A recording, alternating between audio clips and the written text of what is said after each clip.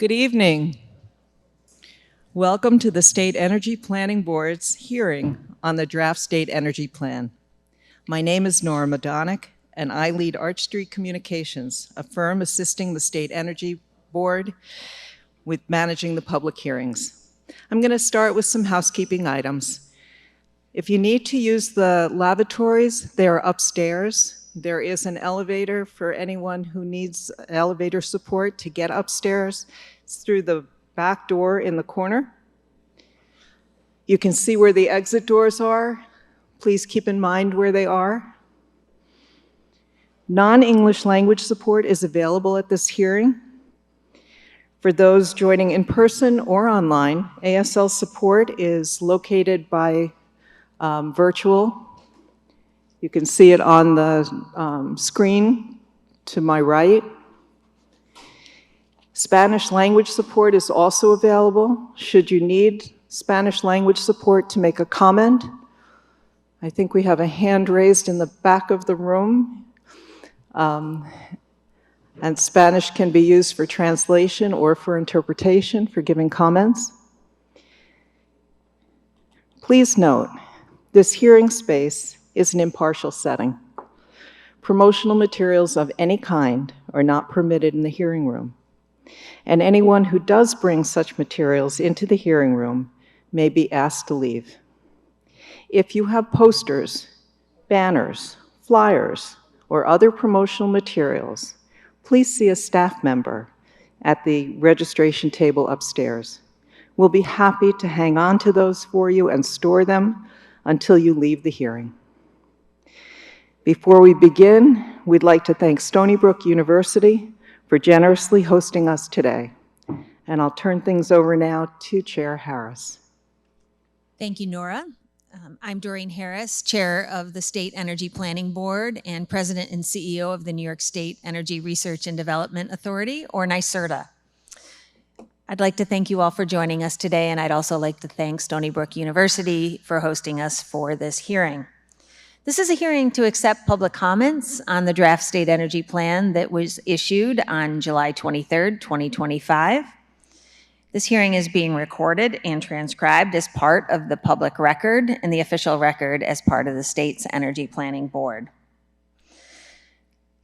The State Energy Planning Board directs the development of the plan. As you can see on the slide, the members of the planning board are reflected here. We've been meeting for well over a year at this point to reach the issuance of the draft plan that we're here to discuss. All the members have been invested in this process, and I'm pleased to represent them here today at this hearing. So I'll begin tonight by providing some background on the state energy plan and opportunities to provide input on the draft plan. Then Carl Maas, Senior Vice President for Policy Analysis and Research, will walk us through the draft plan on a high level.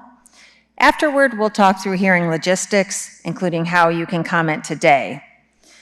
This should all take about 10 to 15 minutes, and the rest of our time this evening will be dedicated to hearing from you.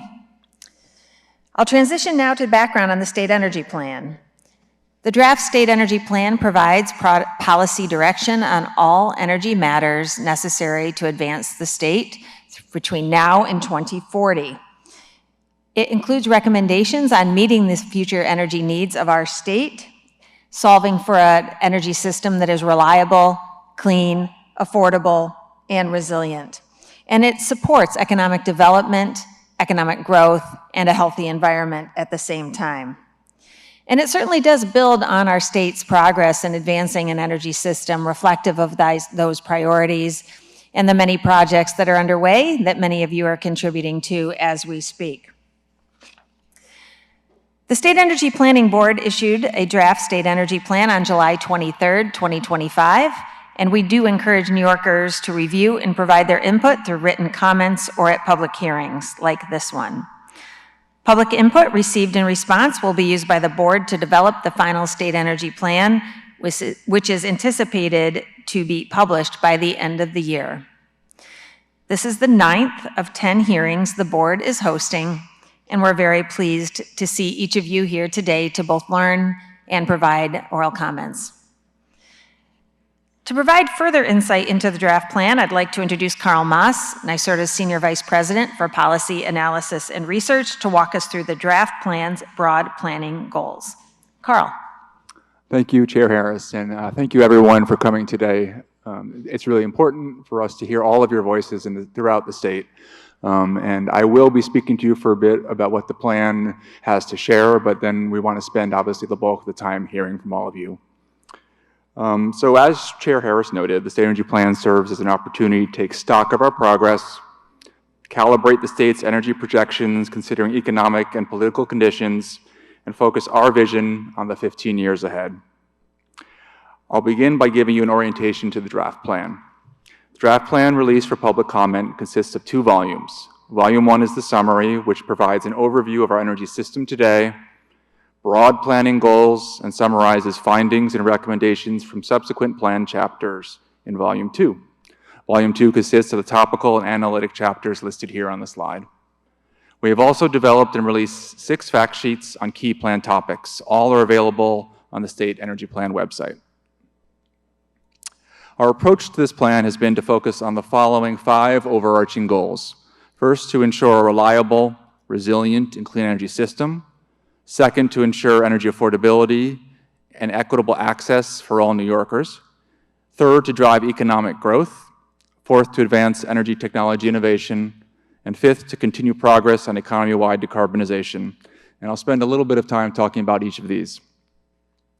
The State Energy Plan puts forth policy considerations to ensure that our energy system can deliver abundant, reliable, resilient, and clean energy for New York. We will achieve this by maintaining a diverse mix of both supply resources and infrastructure. Diversity in our energy resources allows the state to meet our energy needs while minimizing the potential impacts of energy supply disruptions and price fluctuations in any given market. Substantial investment will be needed to modernize aging infrastructure, address hazards, and support economic development. And this is true for every pathway that New York could walk down. I also would like to note that we're in a time of great uncertainty in the energy sector. The analytic modeling conducted for the State Energy Plan reflects multiple scenarios to provide insights on a range of possible outcomes. The plan considers affordable energy and broad access to bill-reducing energy efficiency and clean energy choices as essential for an equitable energy transition and to New York's continued prosperity through advancing community and economic development. Even as we know that the average New Yorker spends less on combined transportation and household energy expenses than the average American, as shown in this chart, we know that we need to continue to focus on further progress in energy affordability. And advancing equity in our energy and climate actions means that New York is working to ensure that all communities, and especially people within disadvantaged communities, will benefit from the state's clean energy transition. I note that federal policy and financial support have been critical to energy affordability. We therefore will need to continue to assess the evolution of federal policies over time and understand how they can impact our projections over the next 15 years. So third, access to reliable and affordable energy is essential to attract and develop new strategic industries to New York, as well as maintain existing industry. Strategic industries like semiconductors and agribusiness have large energy needs and require access to reliable, affordable energy and long-term energy cost stabilization. As such, New York can promote economic development by meeting the needs of large energy users and investing in infrastructure and programs that can attract new industry, including clean energy leaders. Our fourth goal is innovation. We see the advancement of energy innovation as a critical tool to enable New York's energy transition. Innovation can help reduce the cost of and increase the diversity of energy technologies and services, whether by investing in emerging technologies in New York or by bringing existing technologies from outside to our markets. And fifth, clean energy faces particular external headwinds from both economic pressures and a shift in the federal government's priorities. Continued progress toward decarbonization and a clean energy economy requires a sustainable financial footing, further policy action, and new technologies. As the federal context continues to shift, the Energy Planning Board stresses the need to be clear-eyed about what time frame are realistic. And now I'll pass the mic back to Chair Harris. Thank you. Thank you very much, Carl. Before we turn to Nora for public comment, Nora, I note that we're joined by a number of elected officials. Might we start our comments by hearing from each of them in turn? Thank you.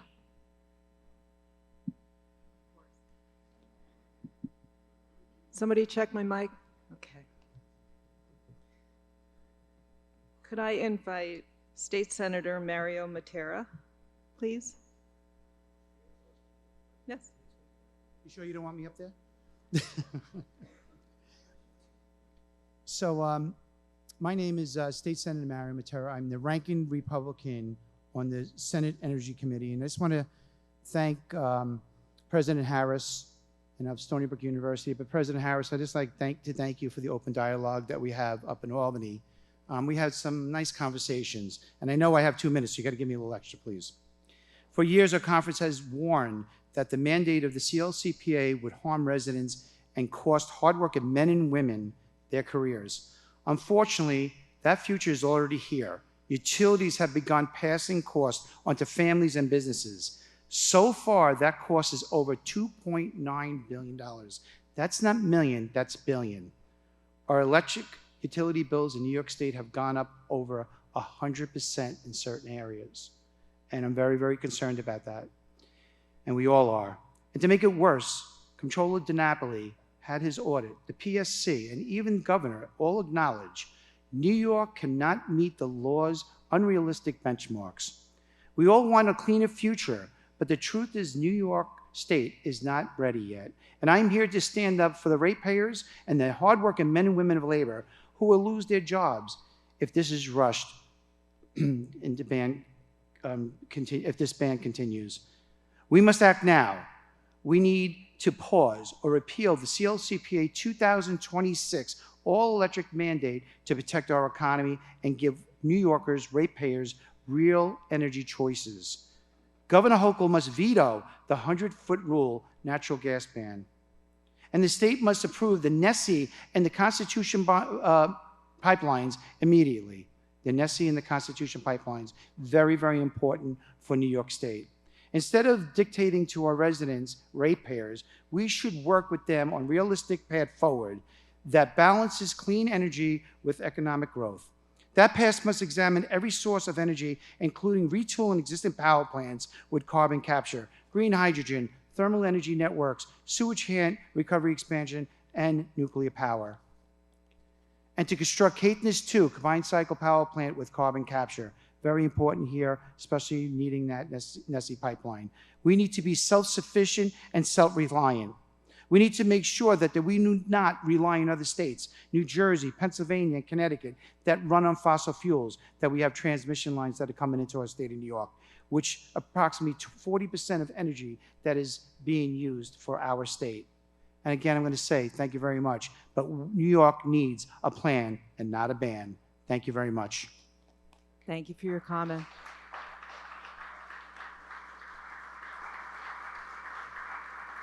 I'd like to invite Assemblymember Jody Giglio, please.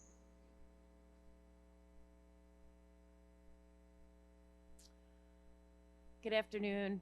My name is Jody Giglio. I proudly represent the 2nd Assembly District here on Long Island, and I am also a member and on the Executive Board of Local 138 Operating Engineers. I want to begin by thanking NYSERDA for their continued investment in green infrastructure and for the important role they play in shaping the future of New York's energy.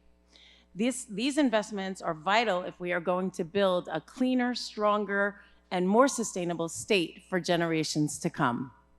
That being said, we must also face the reality that New Yorkers are already paying some of the highest utility costs in the nation.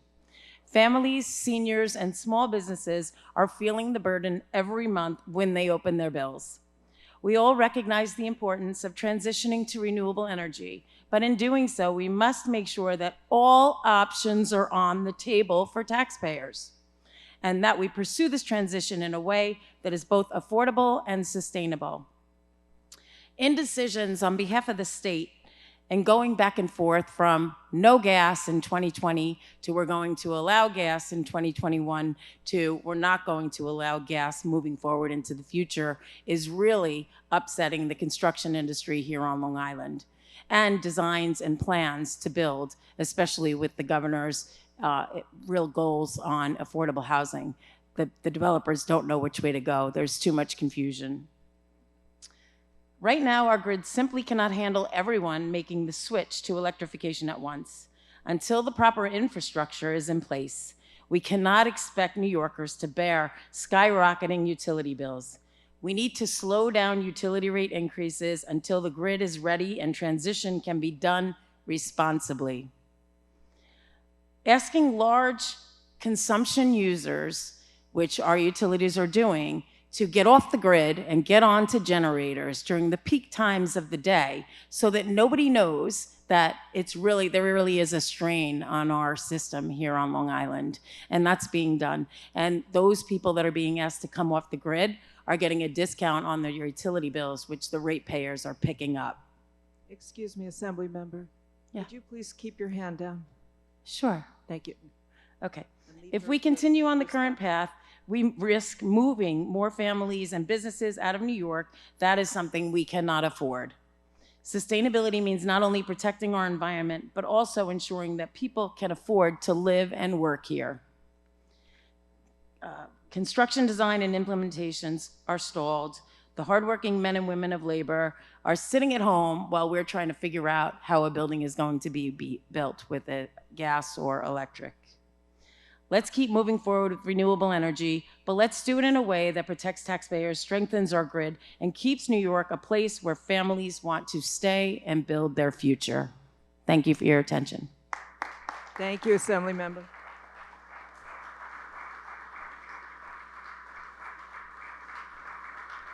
And could I invite Assembly Member Phil Palmisano up, please?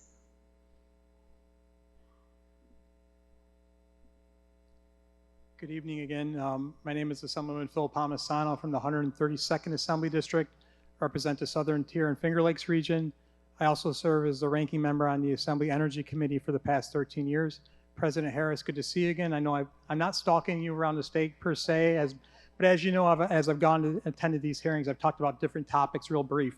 Talked about affordability, reliability, feasibility, energy choice, fuel diversity, land use, and percent of emissions. Also, the other point I've talked about is a need really for 4 additional hearings in the Mohawk Valley, Central New York, Southern Tier, and North Country, which have been omitted, and for the extension of the comment period an additional 90 days. Unfortunately, it seems like that's been rejected. I think that's really a great disservice to the people of those regions and the public. So I urge you to reconsider. Let's not rush the plan. Let's do it right. But tonight, for my last thing, since that's the last time I might see you in public, I want to talk about the issue of you being able to deliver a very strong message to the legislature on the issue of human rights and negative environmental impacts of mining and sourcing of elements of our batteries to power our electric vehicles and battery storage. Because we know lithium-ion batteries are composed of cobalt and lithium. And the fact of the matter is 70% of the cobalt is extracted in the Democratic Republic of Congo. Well documented, they are using child labor. These kids go in these mines, some as young as 6 years old, hand mining in these artesian mines. These mines have collapsed on them, killed them. They've lost limbs. They've been paralyzed. And also the negative environmental impact in South America and the lithium triangle, because we know lithium is radioactive. The mining happening there is poisoning water, rivers, and streams in Argentina, Bolivia, and Chile. Like I said, poisoning water, rivers, and streams there. We should be putting provisions in there to make sure that we're sourcing with U.S. material. And if they're not, we need to show proof that the materials to produce these batteries are not being sourced with child labor or poisoning or making a negative environmental impact in these other disadvantaged communities, because there's a lot of talk about disadvantaged communities. The Congo and the Lithium Triangle are disadvantaged communities. Let's not balance our so-called green energy plan on the backs of those individuals and kids. So that's all I had to say. I appreciate your consideration. Please send a strong message to the legislature on that point. Thank you again for coming around the state and listening to the public. Thank you very much and have a good evening. Thank you, Assembly Member.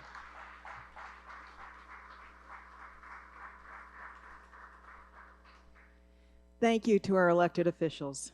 I'm going to run through the hearing logistics briefly so we can open up to hear your comments.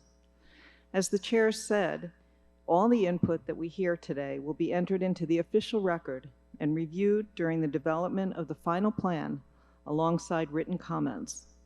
This hearing is being webcast, recorded, and transcribed as part of the official record. To those who arrived just recently, we have a Spanish translator available, the back of the room, just to the bottom of the stairs.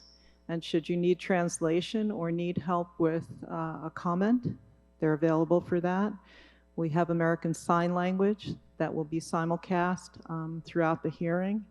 And if you're attending virtually, if you would go to the CC icon on your monitor, that's closed caption, and you click on that, it will offer you a selection of languages and you can choose that which is your preference. Please note, the purpose of tonight's hearing is to hear from the public. This is not an interactive discussion. No comments or questions will be addressed tonight. We will hear a diversity of viewpoints from commenters, and we encourage you to please listen respectfully to all points of view. Each commenter will have 2 minutes to speak. If you are using an interpreter, you will have 3 to allow for the translation.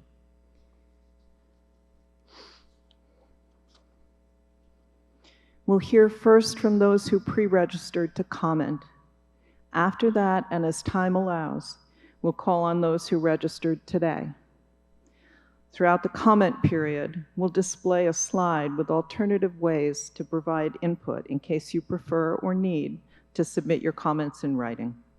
If you have any additional questions, just find an individual with a staff tag. Have one? Thank you. So when you came in tonight, if you pre-registered to comment, you were assigned a group. You were given a 3x5 card. And your group letter is on that 3x5 card, A, B, C, or D. When your letter is called, please line up behind the microphone. There's a black X on the ground. We'd like you to stand there. When it's your turn to speak, you'll hand your card to a facilitator, and we have Ruhi and Alexia with us tonight. Could you guys stand up just so everybody knows who you are? The facilitator will read your name, start a timer for 2 minutes or 3 if you're using an interpreter, and hold the microphone for you. Please do not try to take the microphone from the facilitator.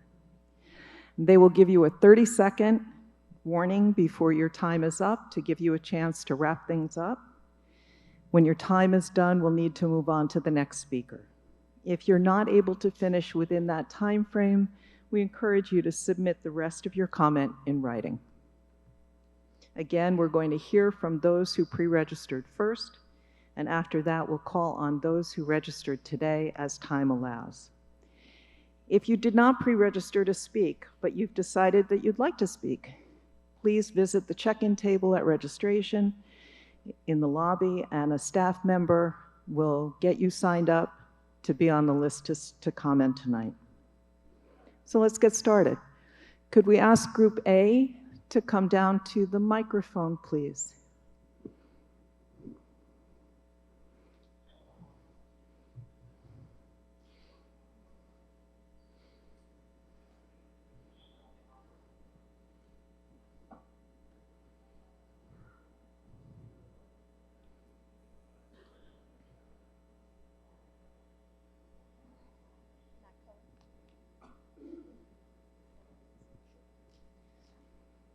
Matt Cohen. Hi, Doreen. I just want to thank you and your team for coming to Long Island to hear what we have to say about the draft state energy plan. Reviewed it. It's long, but we've reviewed it, and we had a couple of comments. We're going to be submitting written comments by October 6th, so I'm going to keep this sort of high level. But essentially, I should say this for everyone. The Long Island Association is the leading business organization in the region. Nonprofit, nonpartisan. We represent thousands of businesses across Nassau and Suffolk counties of all shapes and sizes. And so our energy future is very important to the business community here. And I think we share the same goals that are laid out in the state draft energy plan. Reliability, affordability, resilience, and innovation. And, we are supportive of an all-of-the-above approach. We've been supportive of renewable energy for a long time now. Long Island is positioned to be the offshore wind capital of the country, although things are not going so well federally, but we are positioned to be the offshore wind capital of the country. We've invested hundreds of millions of dollars in renewables like offshore wind and solar, et cetera. But we also favor projects like the NESE, Northeast Enhancement Supply Project pipeline, that we supported when it was originally proposed. We support it again. We think it's imperative that we have a diverse energy mix that is affordable for our commercial and residential ratepayers. We're also very much supportive of the Propel New York project to strengthen the system, harden the system.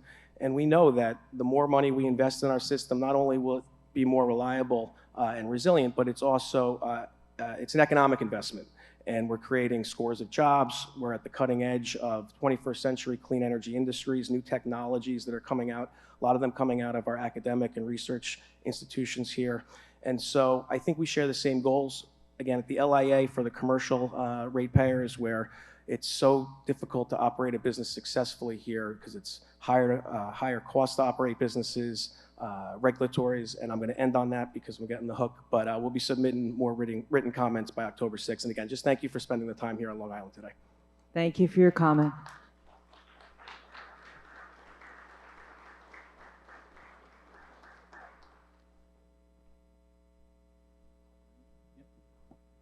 Billy Hogland.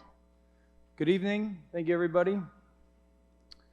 My name is Billy Hogland. I am the CEO of the Hogland Group, a civil infrastructure and energy company. I'd like to thank the State Energy Planning Board for setting out a thoughtful path for energy development over the next 15 years. And thank you, President Harris, for your leadership throughout this process. Founded and headquartered here on Long Island, we take pride in being able to support New Yorkers by strengthening energy infrastructure while at the same time creating careers with family-sustaining wages for residents and local businesses. Frameworks like the New York State Energy Plan ensure Hogland Group and other companies in the industry actively employ thousands of residents, from high-paid union workers and office employees to local subcontractors. We know investment in energy infrastructure is critical to ensuring a reliable grid and adequate power supply. Over my lifetime, I have seen how investing in energy infrastructure changes families, communities, and the businesses within them. The people who work and live in our communities have seen it too. That is why so many of our employees, your neighbors, our neighbors, have shown up to support the plan, not only here tonight, but throughout the state. And we thank you guys and ladies for that. Yes, this is about energy security and energy independence, but it is also about extending prosperity and economic growth throughout the state.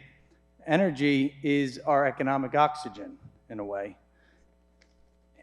And the framework in this plan will enable us all to breathe cleaner, greener, and more reliable air and oxygen to create a rising tide for all to benefit. Thank you.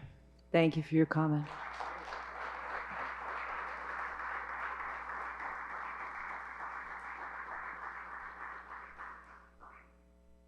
Ryan Stanton.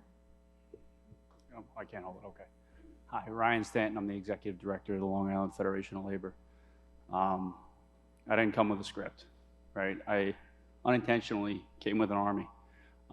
We have an army of working people here on Long Island that go to work every day and rely on the utility industry to provide for their families. And I would be remiss if I didn't highlight what I know to be an unbelievably responsible draft energy plan. New York State has taken an all of the above energy approach. I mean, it's clear as day. If you take the time to read the plan, we know that in Zone K that there is space made to repower facilities to make sure that those that rely on natural gas, to make sure that there's food on their table and a shirt on their child's back, that there's a future for them. We know that this is not a Republican or a Democratic issue, that we have Republican elected officials here on Long Island that stood here today and highlighted the need for offshore wind, and some that couldn't be here because the federal government might shut down tomorrow. But I think it's important to note on the record that Congressman Lolota and Congressman Garbarino have stood firm and actively advocated for offshore wind here in New York. which we cannot say for Republicans across the country. And so when Andrew Garbarino and Nick Lota and Kathy Hochul all agree that offshore wind is part of our energy future, I think it's important to highlight that because so many people have hijacked our political narrative and made it very difficult for working people to realize that we don't have to choose. Utility scale battery energy storage. Members of IBEW Local 25, that's how they're going to provide for their families. That's how they're going to put food on their table. And if anyone takes the time to read the safety record of the industry with over 6,000 units here already in operation and under deployment in New York State with not a single death or injury, we know it's safe, right? So it's not natural gas or wind. It's not solar or hydrogen, right? It's all of the above, and working people are going to rely on that. So thank you to New York State for a reliable energy future and making sure that affordability is something that's front of mind, particularly for the working people of this region. Thank you. Thank you for your comment.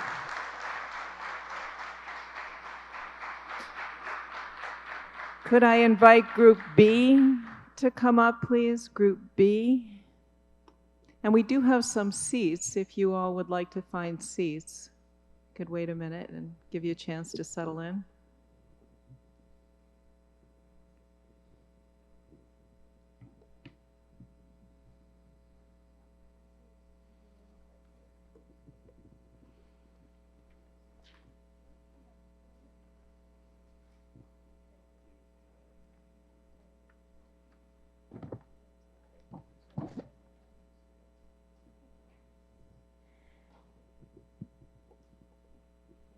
James Kennedy. Good evening. My name is James Kennedy. I'm Vice President of Development at Haugland Energy Group. Worked with the company for many years. We do work in the, development work here in the power industry throughout Long Island. Most of my 35-year career, I participated in some of the major projects here on Long Island. I believe that that's what makes Long Island great, New York State great. The fact that we have such a robust energy infrastructure. My work within the power industry has allowed me to be involved in projects that range from traditional baseload generation like Port Jefferson Power Plant, utility scale solar farms like Brookhaven National Lab, submarine cables, regional submarine cables that network here into Long Island, DC converter stations that are associated with those projects, and utility scale battery storage here on Long Island, which is working and it's providing support to the East End. Involvement in these projects has given me an in-depth review to the technology and the diversity of the power system. The power system needs to be diverse. We need to bring in new technologies, build out our resiliency, and that helps, in the dependency that we have on the power system. As the power system evolves and various generation sources are added, we're building a system that is going to meet our energy demand. But we're not done. We must continue to be intentional in how we shape and support New York State's energy plan. New York State is facing an energy crisis due to increased demand. The energy plan does a good job of trying to solve our long-term needs while being careful about the environment and the residents within our communities. And I ask you to continue to look into this and build a good plan for our future. Thank you. Thank you for your comment.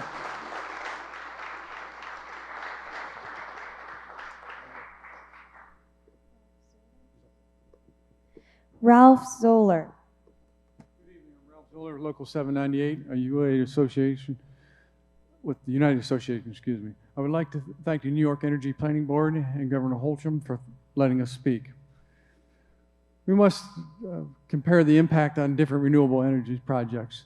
For example, offshore pipelines designed carefully can disturb far less seabed than some of the massive offshore renewable projects being built. To put it in perspective, the project is estimated to disturb nearly 27 city blocks of seabed. That's just for the foundations, let alone over 140 miles of trenching 6 feet below the seabed. We also can't ignore the risk. In July 2024, a turbine blade from the Vineyard Wind Project off the coast of Massachusetts failed. When the blade came apart, it scattered more than 50 tons of fiberglass and foam in the ocean, forcing beach closure on Nantucket. This is a clear this lesson is clear. No energy solution is without challenges. The responsible path forward is not to gamble on a single technology, but to pursue a balanced mix. Renewable, natural gas, and efficiency working together keeps the cost manageable to protect our environment and to ensure the American workers have a good, reliable union job with health care, retirement in the process. Just as we rely on multiple apps and systems to run our digital lives, we must rely on multiple energy sources to keep our nation strong. This is a reminder of an age-old principle in business and in life. Do not put all your eggs in one basket. The smarter strategy is to diversify and to work together. That is how we build the resilience. That is how we build the future. Thank you. Thank you for your comment.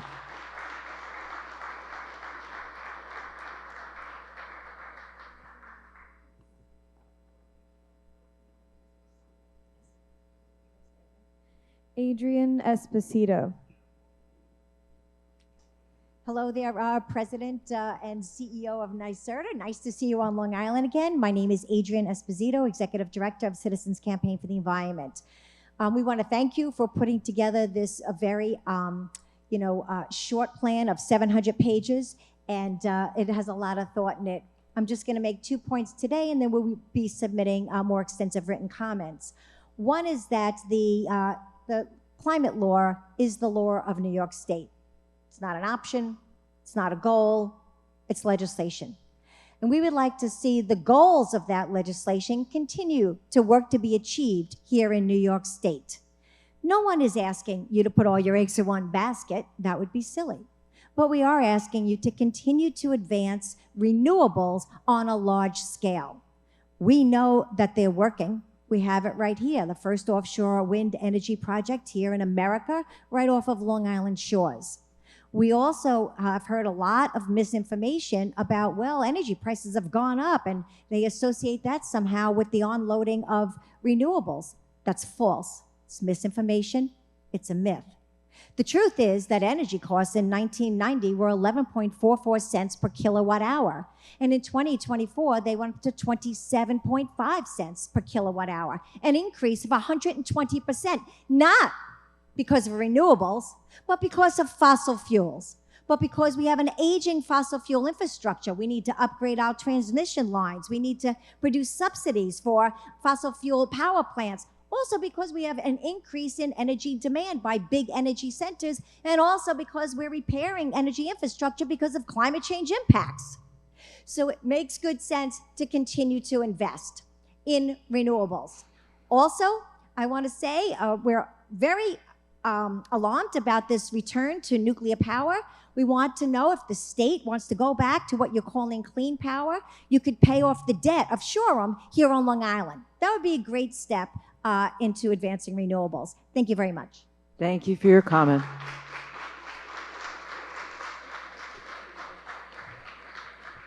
If there's no one else in Group B, we'll go on to Group C, please.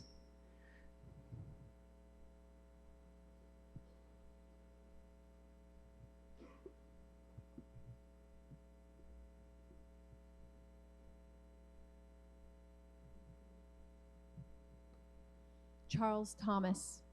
Good evening. My name's Charlie Thomas, and I'm the Northeast Business Agent for UA Local Union 798.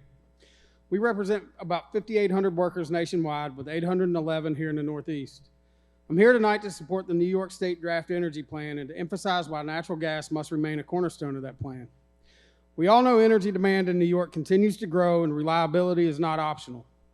And all of the above approach is the only realistic path forward. Natural gas must remain at the center. Why natural gas? It delivers reliability when renewables can't. Abundance from domestic supply and affordability that protects families and businesses. Balanced energy portfolios, renewables alongside natural gas keep household energy costs lower and more stable. Safety is another critical concern. On this point, the record's clear. Pipelines are the safest method of transporting natural gas. More than 99.9% of gas delivered through interstate pipelines arrives safely. And total incidents have dropped over 20% since 2019. So what should the state energy plan do? Modernize, not abandon natural gas infrastructure. Preserve gas as a firm capacity for heating and power while cleaner sources grow. Keep affordability front and center, protecting ratepayers from rising costs. In closing, this plan has the chance to be both pragmatic and forward-looking, but only if it builds on what works today while reaching for tomorrow. Natural gas is not a step backward, it's the bridge forward. It ensures reliability, affordability, and safety, and it gives us the foundation to grow a cleaner future. Thank you. Thank you for your comment.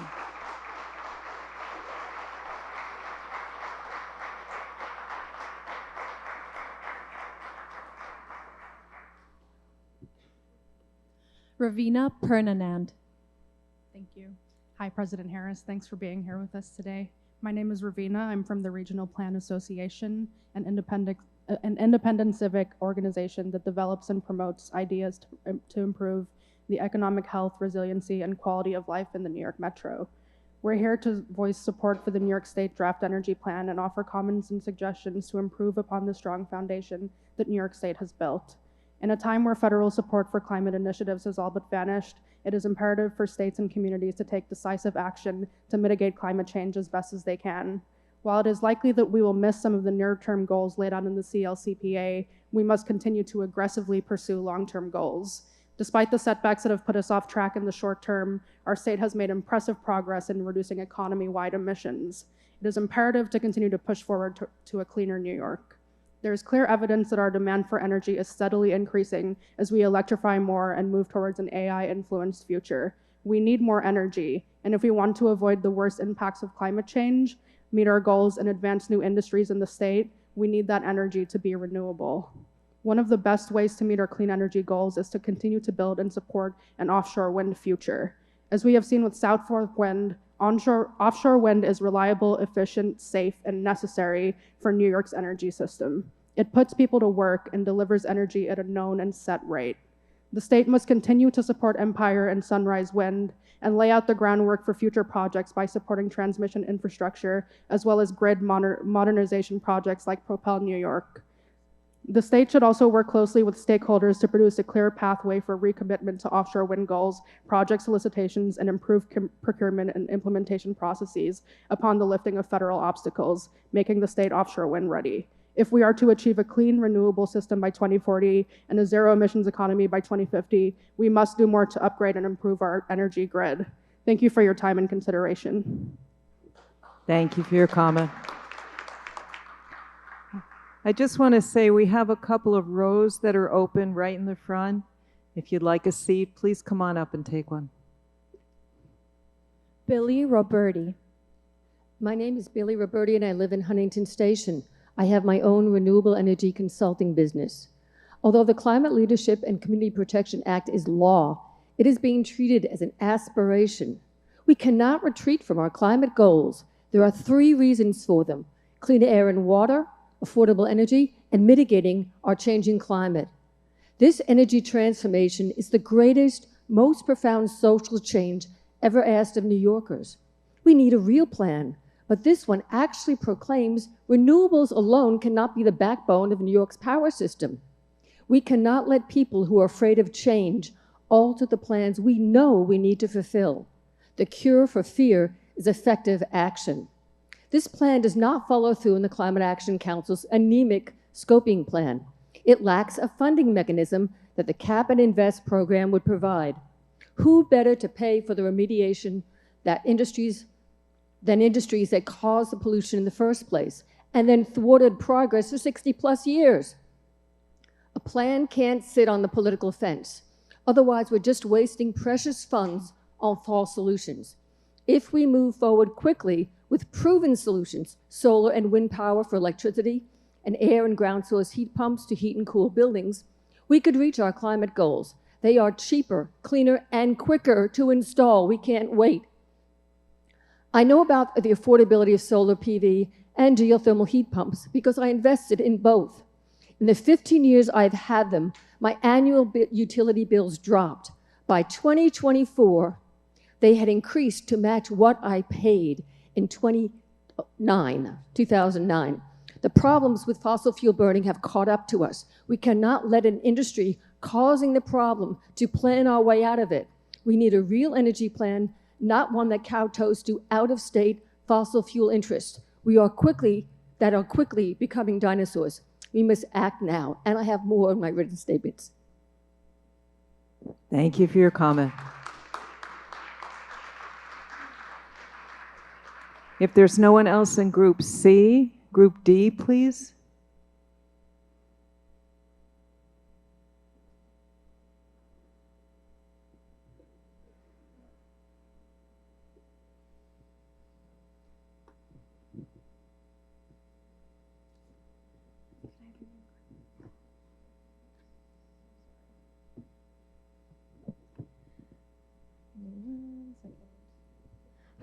Fred Harrison.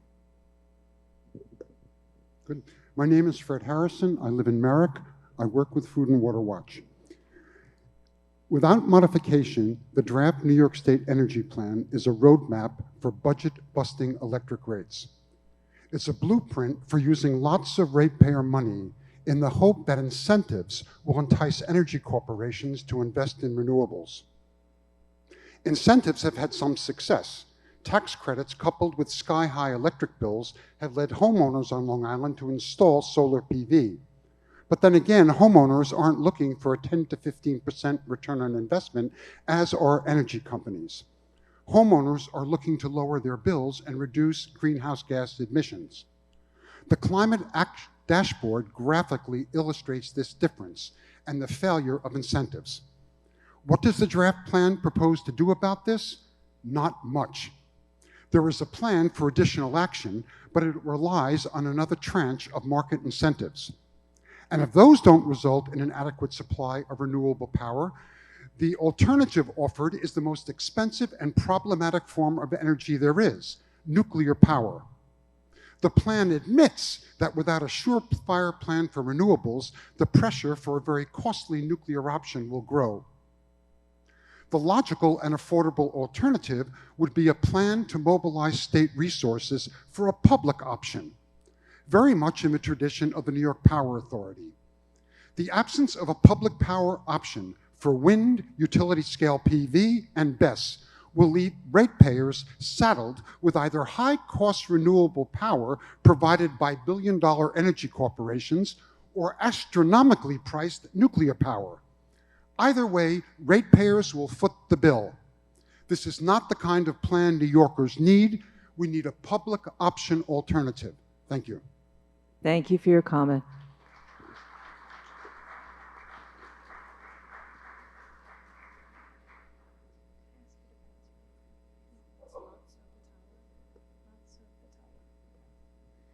Lotso Patala. Good evening, and thank you for the opportunity to speak today. My name is Lotso Patala, and I'm here representing the Sunrise Movement at Stony Brook University.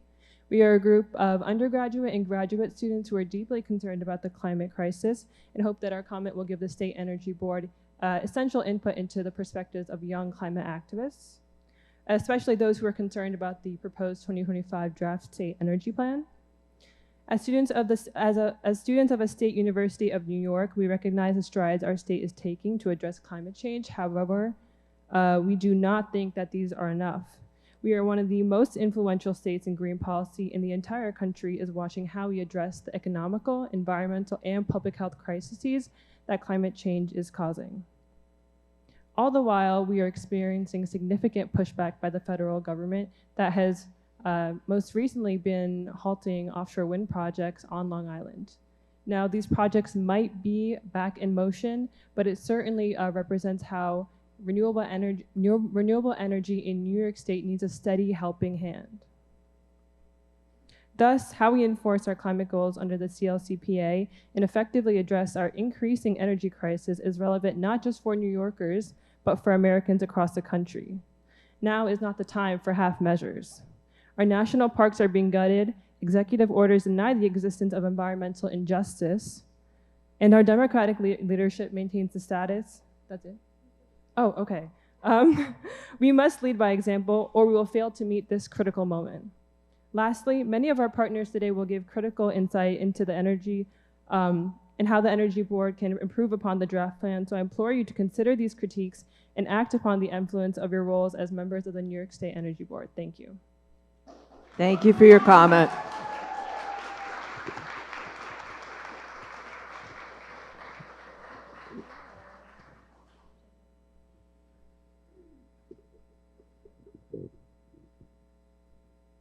Jen Rand. Hi, good evening. I'm Jen Rand with New Yorkers for Clean Power, and I'm here to ask you to use your power to strengthen this energy plan by incorporating the recommendations from the Climate Action Scoping Plan. Throughout these hearings, we've heard from people who warn us that implementing the Climate Act will be too expensive. But in fact, the opposite is true. We simply cannot afford to keep using fossil fuels. US taxpayers subsidize the fossil fuel industry to the tune of at least $31 billion every year. And that's on top of the $1 trillion households and businesses spend paying to use fossil fuels. Meanwhile, we are all suffering immeasurable damage to our health and our environment from fossil fuel pollution. And we're paying for that too. We are paying for pollution-related illness like asthma, lung cancer, and heart disease through our healthcare costs and even early death. We are paying for productivity losses due to extreme heat waves, wildfire smoke, storms, particularly in sectors where people work outside like construction, utilities, and agriculture.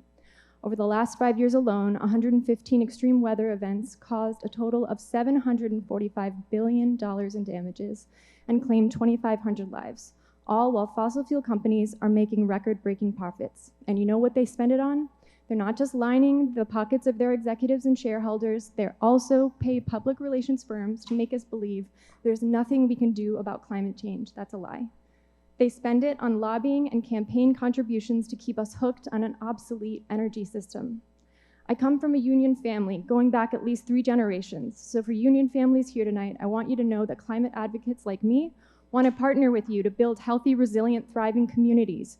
We know that a truly just transition includes a just transition for all fossil fuel workers. The fossil fuel industry lied to you and all of us. And now that we know better, it's time to do better. People have said that we have to do what's reasonable. Tell me what's reasonable about sinking even more money into an energy system that is continually harming us when cheaper, cleaner, more reliable options already exist. Thanks. Thank you for your comment.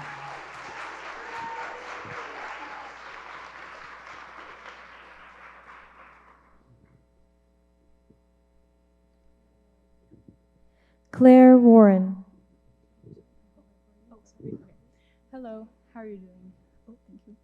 My name's Claire. I'm a student here at Stony Brook. I'm also a native New Yorker. My hometown is Yorktown Heights. It's about 2 hours north of here, where the Algonquin pipeline currently runs directly behind my house. I remember my community's backlash in 2016 when this pipeline was going to be enlarged. People protested with environmental and economical concerns, raising utility bills. But ultimately, the pipeline was expanded and continues to produce greenhouse gases and the threat of methane leaks in my community. So I'm here today to talk specifically about my concerns with the NESE proposed gas pipeline that's proposing being constructed here in our state, and the ways in which it's counterproductive to New York's energy green goals. I think it's shameful that Kathy Hochul and her administration have succumbed to pressure from President Trump and are considering reinstating the permits for NESE, which was denied by the DEC in 2020 in violation with our Clean Water Act. New York should be moving away from our reliance on natural gases and fossil fuels, and these pipelines only sink us deeper into greenhouse gas emissions. This energy plan should focus on meeting energy demands with renewables, electric, and green energy. New York and Kathy Hochul can do this without compromising with dirty energy from these pipeline companies. Over 11,000 comments were made to the DEC against the construction of the NESE pipeline, proposed to be built off the shores of New York City, and these comments should not be disregarded. Trump's presidency has emboldened fracking giants like Williams and Enbridge Incorporated to continue building pipelines in our neighborhoods. But Governor Hochul and the DEC still have the power to deny their permits and stop dangerous fracked gas projects. Thank you. Thank you for your comment.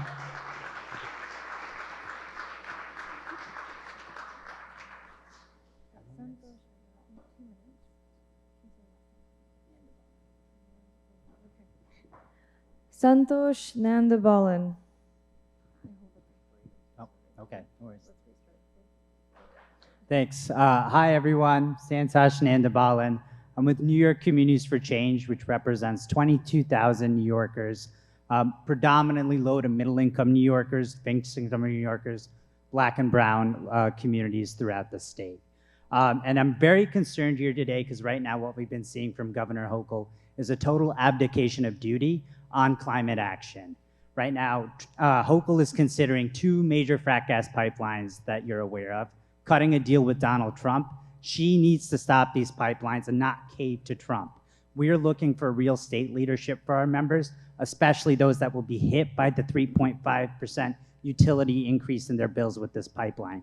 Furthermore, we know the answer lies in renewables, in the expansion of solar, wind, and battery storage. We know we need these projects to meet our energy needs, and it can be done in a way that brings in our workforce and brings in a lot of renewable energy development. We are also incredibly, incredibly disappointed to see that Cap and Invest has not gone into effect yet.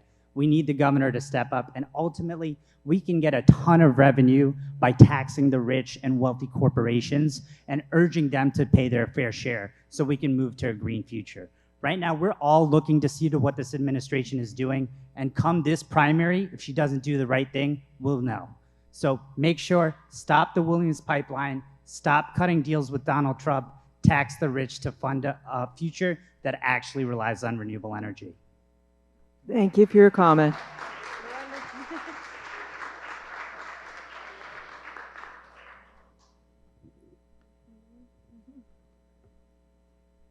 Are we still in D? No, we've moved on to E? That's where I am. Could everybody else who's E please line up? Thank you. You ready? Okay. Ron Leonard. Good afternoon. Thank you for everyone for attending. This is a great turnout, and I'm glad to see that energy is now a topic in New York State. To give you the background, I started a company 50 years ago, renewable energy. We were the largest solar developer for thermal systems and manufactured it in New York State. Then we pivoted, and Ronald Reagan's administration, and went into cogeneration. We, in fact, installed about 2 gigawatts of power plants in New York State. The newest one, Caithnedges, on Long Island. We're friends with the money behind that. That was recently sold to a Connecticut company. And lastly, we started a company called Sunwise, which happened to be the largest solar distributor in the United States. So, you know, these are all my children I think we're talking about. And I can tell you factually, we can do this. We know how to do this. The economics are there to do this. The money is there to do this. That's what our job is. We can provide the energy at a cheaper rate than power plants are doing right now. And it's about time we do that reasonably, because one of the biggest issues, say in the New Jersey race that we have right now, is the cost of power, residential power. Residents are seeing their energy bill double. Second issue really has to do with, I think, something that everyone should be concerned about. We've probably lost 91,000 clean energy jobs in the Trump administration. We have basically a governor that probably made a 180-degree turn to nuclear power. The economics don't work. We're already subsidizing 4 nuclear power plants, $7 billion. That number of dollars that took out of the state funds could go to renewable energy and would have put in 20 gigawatts of power plants. That's what we need. So we know how to do it. We know how to fix it. We have the capital to fix it, and it's the right time to do it. Thank you for your attention. Thank you for your comment.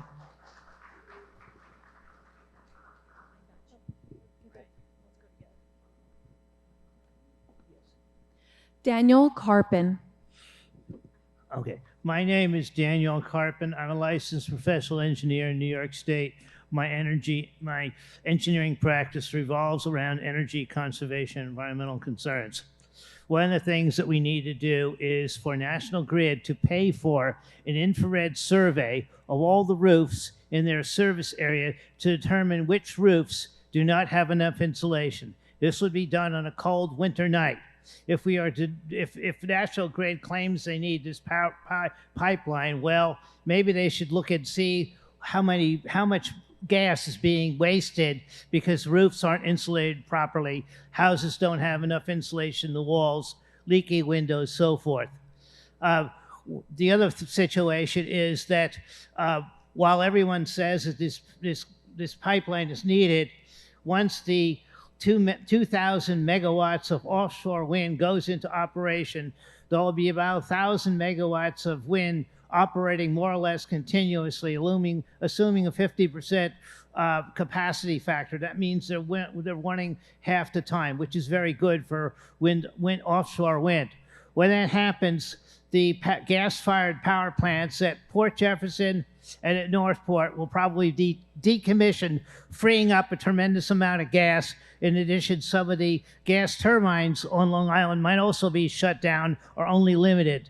So this gas pipeline that is proposed is totally unnecessary, beyond being unnecessary. I urge and as far as I am concerned, my monthly electric bill typically runs about $50 a month, and I live in a 4,200 square foot house. I have a solar and wind-powered clothes dryer. Does anyone in the room know how it works? Outdoor clothesline. No gas-fired appliances should ever be installed in New York State anymore. Do I run out of time? Thank you. Thank you for your comment.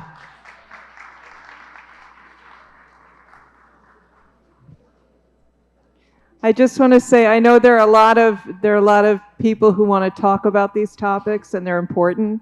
If you'd like to have a conversation, just go upstairs into the lobby, and then come back when you're ready to listen. Anshul Gupta.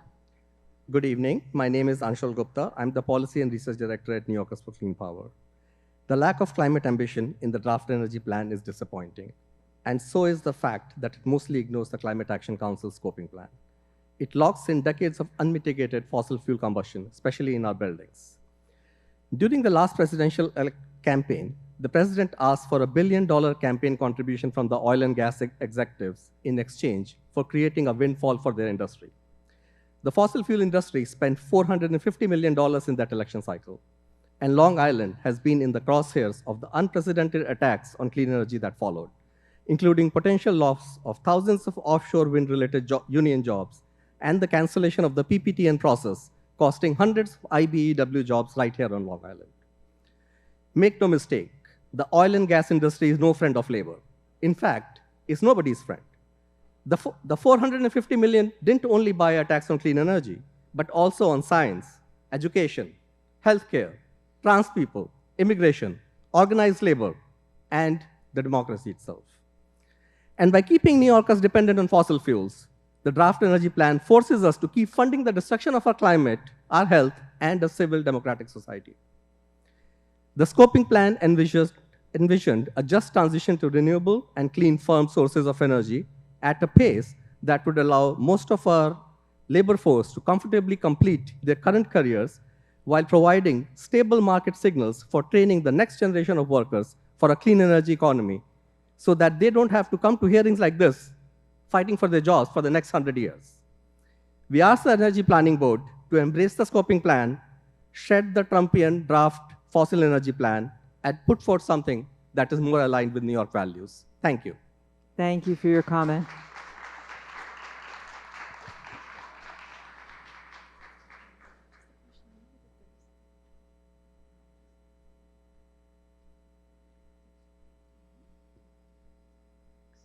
Sophia Demont.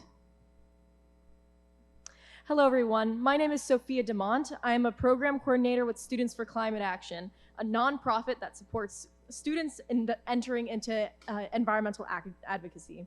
As both a Stony Brook student and a climate advocate, I urge the New York State Energy Planning Board to align state energy plan with the legally binding Climate Leadership and Community Protection Act. The 2025 draft plan falls short of that mandate. It's vague, non-committal, and beneath New York's long-standing standard to climate leadership. We acknowledge federal barriers to renewable development, especially for wind. Still, New York's 15-year plan must be built for the inevitable clean energy build-out, moving decisively with responsibly sited offshore wind, solar, battery storage, and the transmission upgrades needed to integrate them. Continued reliance on fossil fuels or nuclear energy is not the answer. Electricity prices are rising, but not because of renewables. Rising costs are driven by aging grids, climate-driven weather impacts, volatile fossil fuel markets, and surging demand from large users like AI data centers.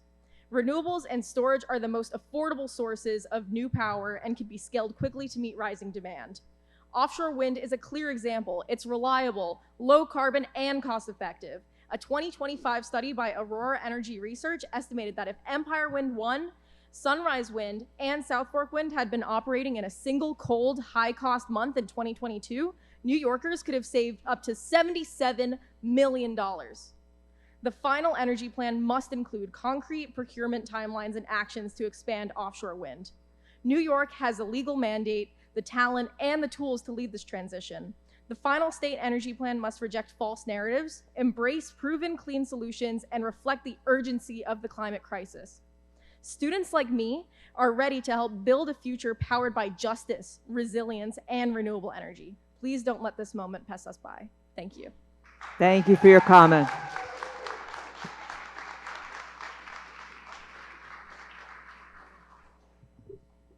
Melissa Parrott. Hello, thank you for having us. Nice to see you, President Harris. My name is Melissa Parrott. I'm with Renewable Energy Long Island, and we praise New York State's long-standing climate leadership with the CLCPA and the many achievements and commitments we've made. And this is not the time to stand down from its mandates. The CLCPA is law, not a suggestion, and we're hoping that this energy plan can reflect that. Increasing renewable energy like wind, solar, and hydro directly supports our climate goals while improving air quality and public health. New York's 15-year plan must be designed for the inevitable build-out of a clean, renewable energy future in New York State, moving ahead, not stepping away from responsibly sited onshore, offshore wind, solar power, battery storage, and an improved transmission infrastructure. Continued resilience on fossil fuels is clearly not a solution. Climate change is here, and New York is seeing the ramifications. We understand the barriers that the federal government is currently putting on renewable energy development. Yes, we must continue so we can see the return on the investments we've already made. Although nuclear power is being discussed in this plan, it is not an option. It will take too long, it's too expensive, and will put us past our goals and timelines when we have other solutions available right now. An example is New York's first offshore wind farm, South Fork. In its first year, it delivered reliable, affordable electricity to 70,000 homes, strengthening grid resilience, creating career pathways, and skilled tradespeople. Now is the time for New York to continue its leadership for the nation in renewable energy innovation and climate leadership. Thank you. Thank you for your comment.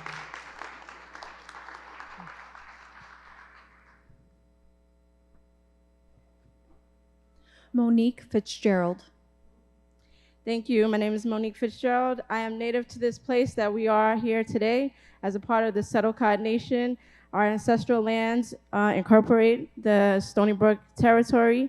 This land is kin to me, and as a council member of the Settlecott Nation, it's very important for us to be in right relationship with the land, as it compels me to be here today to implore y'all to understand and to pursue environmental justice and climate justice.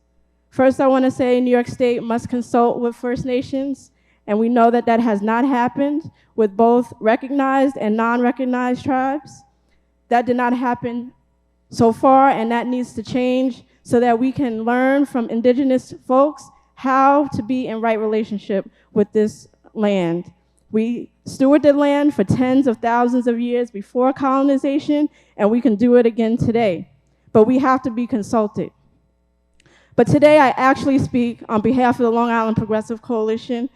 And the reason why I wanted to come here today to speak on behalf of LIPC is because it's very important that we see nuclear being pushed in this plan.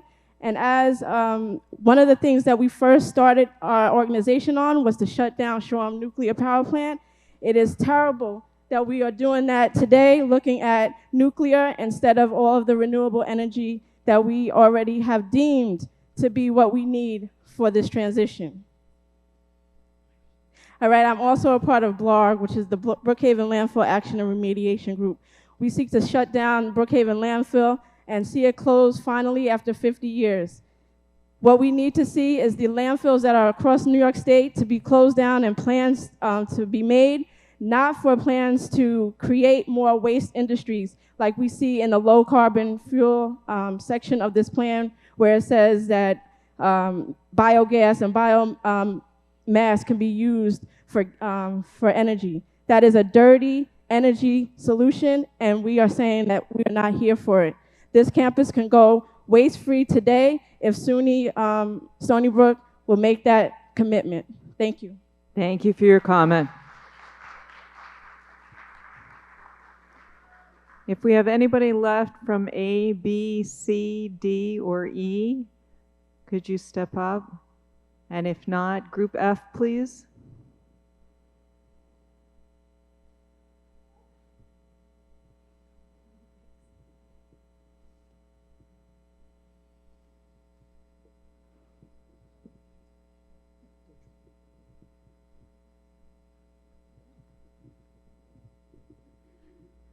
Doug Schmidt. Good evening. My name is Doug Schmidt. I'm a professor of environmental science, and I work here on Long Island to restore local ecosystems and on marine mammal research, mostly whale research. A few comments. I noticed that this draft energy plan calls for delivering abundant, reliable, resilient, and clean energy.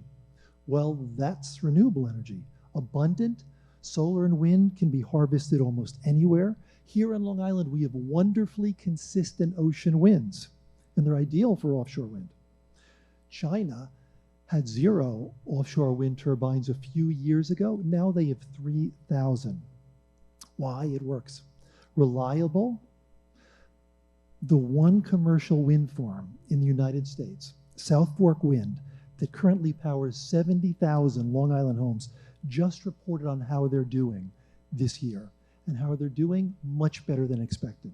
Their net capacity factor, their efficiency, if you would, equals the best gas plant without dirty fossil fuels.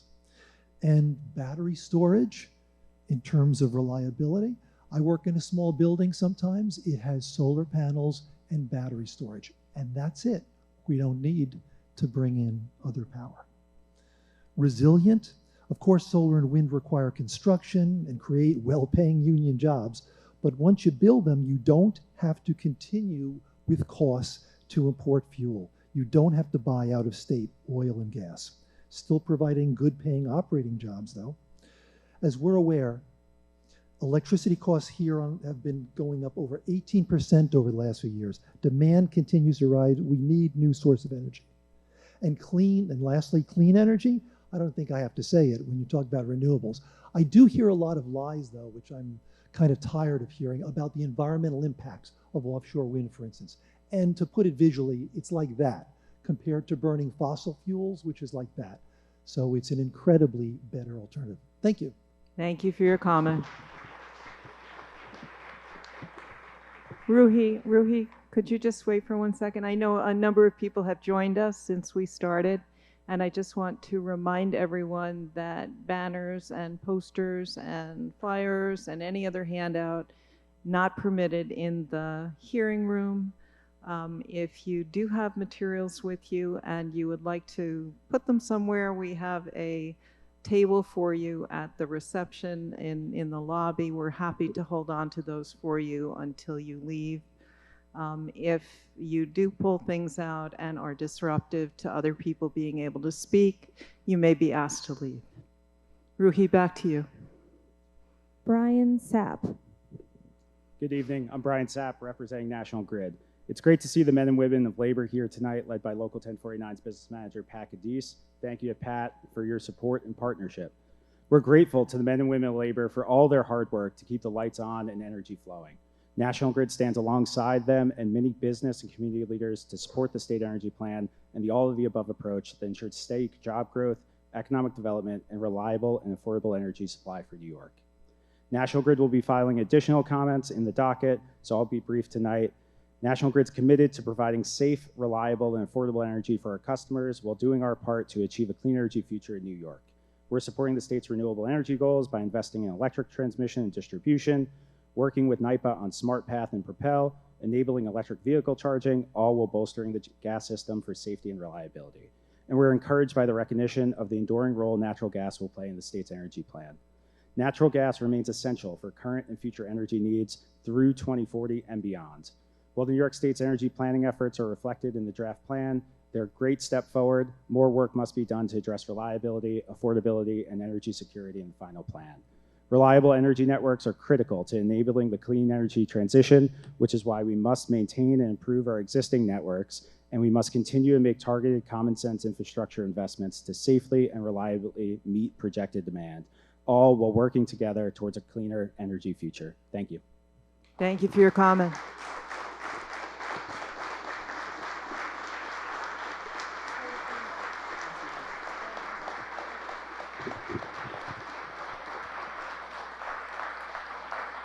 Could we get to our next speaker, please? We want to get to as many speakers as we can tonight. Harrison Bench. Good evening. My name is Harrison Bench, and I am the Deputy Executive Director of Students for Climate Action, a nonprofit organization that's based here on Long Island. It's fitting that we're here today at New York's #1 ranked public university to discuss the future of our energy grid, because that is what this plan is about, future. Over the next 15 years, the students at this school and others will graduate, embark on their careers, buy their first homes, and maybe even start families. Will they be able to afford their electricity bills? Will the grid be reliable? Will our kids be able to breathe clean air? In answering these questions, it is imperative that we build the grid of tomorrow today. What does that mean? Supporting renewable energy and the infrastructure that conveys it. This plan is a step in the right direction, but the state's commitments need to be stronger and firmer. Here are some 4 concrete ideas. Any energy goals made for hydrogen, biofuels, advanced nuclear, and carbon capture should not be used to reach our CLCPA targets, which can and should be met through tried and tested renewables: solar, wind, geothermal, and hydroelectric. They're here, they're safe, and they're ready to use. Speaking of wind, it's important that we not abandon our offshore wind goals. The pause at the federal level is concerning, but New York cannot falter. New York State grew renewable generation under the president's first administration, and it can do so again now. The state should continue to engage with federal officials, including Long Island's 2 Republican congressmen, to get the pause lifted. But when it comes to planning for the future, over the next 15 years, offshore wind is going to continue to be a critical component of our energy system. Other countries know it, other states, including Republican ones, know it, and we know it too. In the meantime, the state cannot fall asleep at the wheel when it comes to battery storage and transmission upgrades, which are crucial to meeting our energy goals and needs. Here on Long Island, these 2 are facing massive opposition from local governments, and the state should consider doing more to ensure resources are given to these governments so that these solutions can go forward. We're going to submit more comments prior to the October 6th timeline, but I thank you for the opportunity to speak tonight. Thank you for your comment.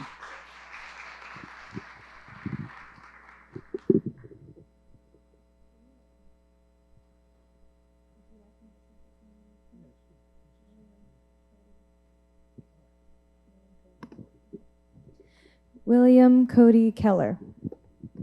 I'm Cody Keller from Freeport. My concern is the resistance that offshore wind is getting from agents of the fossil fuel industry. Their misinformation program is a replay of the tobacco industry's tactics that created doubt and delay using lies, denials, and misleading information about the cause and impact of smoking. The result was millions of senseless deaths. We cannot afford to let this same playbook succeed with fossil fuels. Fossil fuel interests would rather kill people than leave profits in the ground. Their behavior is ruthless, cruel, unjust, and immoral. It has already caused suffering and death, with more to come, as global temperatures and sea level rise, and the frequency and severity of storms, droughts, and wildfires increases.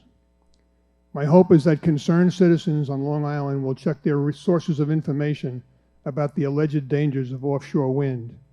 We must discredit the denials, lies, and deceits from politicians and their other minions of the fossil fuel interests. Instead, we should use the reports from Audubon and NOAA that make clear that offshore wind, if properly cited, is not a threat to wildlife, especially compared to their likely extinction with the continued use of fossil fuels. The world is too dangerous for anything but the truth. which is that continued use of fossil fuels will make it impossible for a livable world. Suffering and death from rising temperatures and seas will accelerate to the point of global humanitarian and economic crises. Fossil fuels can be replaced with cost-effective energy sources, including offshore wind, that do not emit greenhouse gases. Our investment in offshore wind will pay a handsome return in the form of lower utility bills on top of its life-saving social value. Thank you for your attention. Thank you for your comment. If there's anyone left from groups A, B, C, D, E, or F, please join us. And if not, we'll move on to G, group G.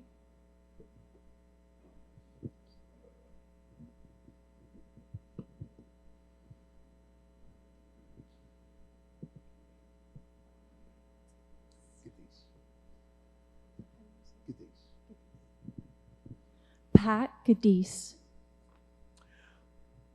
Commissioner Harris, good to see you again, and thank you for putting together another hearing date so the people can speak on what they believe the importance of the draft state energy plan moving forward. I also want to thank our police officers from the state police to be here tonight to keep us safe. So we're here today because New York is at a crossroads. I am the business manager for IBEW Local 1049. And I can tell you that our 4,000 members across Long Island are concerned at where we're at now. Our families, our jobs, and our communities depend on a reliable energy system. Access to reliable and economical energy services drives the economic engine of our state. But right now, the system is under strain. The prediction for electric capacity moving forward is an enormous surge in the demand for electricity. New Yorkers rely on natural gas for heat, and almost half of our electric statewide is generated using natural gas. And the demand is only growing for both gas and electric. And that's where the NESE pipeline comes in. This would increase natural gas capacity in downstate New York. The difference between families freezing and the families staying warm and safe. That's the difference between blackouts and reliability. But let's be clear. The NESE pipeline is not about replacing renewables. It's about buying time while wind, solar, and battery storage scale up. We all support clean energy, but clean energy hasn't grown fast enough to meet the demands we're facing right now and the predictions for the demand for capacity in the future. So what this project means is more energy security. I applaud the draft state energy plan for looking to move this project forward so that we can have safety and reliability while keeping things as economical as possible. I want to thank you for your comment. What I would like to do as well, because I know we don't have a lot of time, and I thank you for giving us time. Please submit the rest of it in writing. We will submit it in writing. Thank you.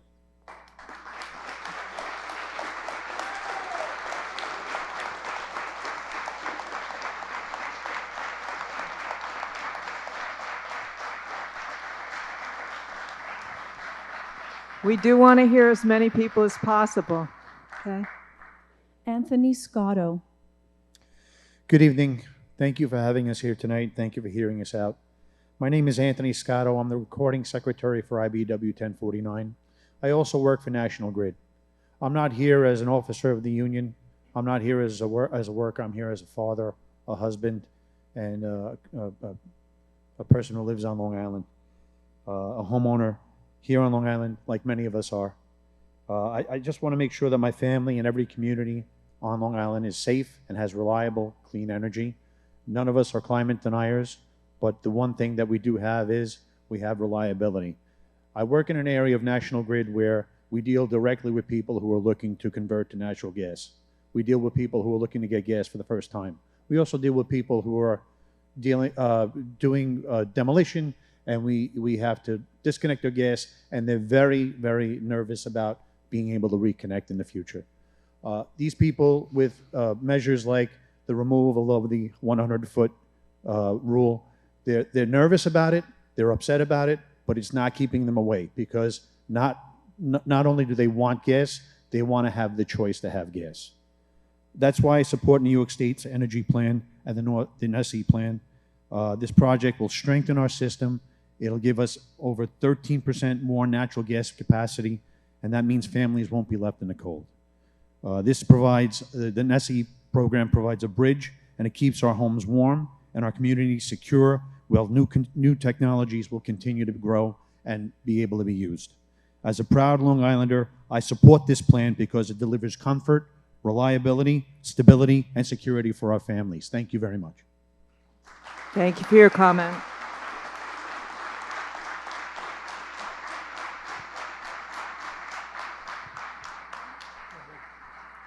Jeremy Boot.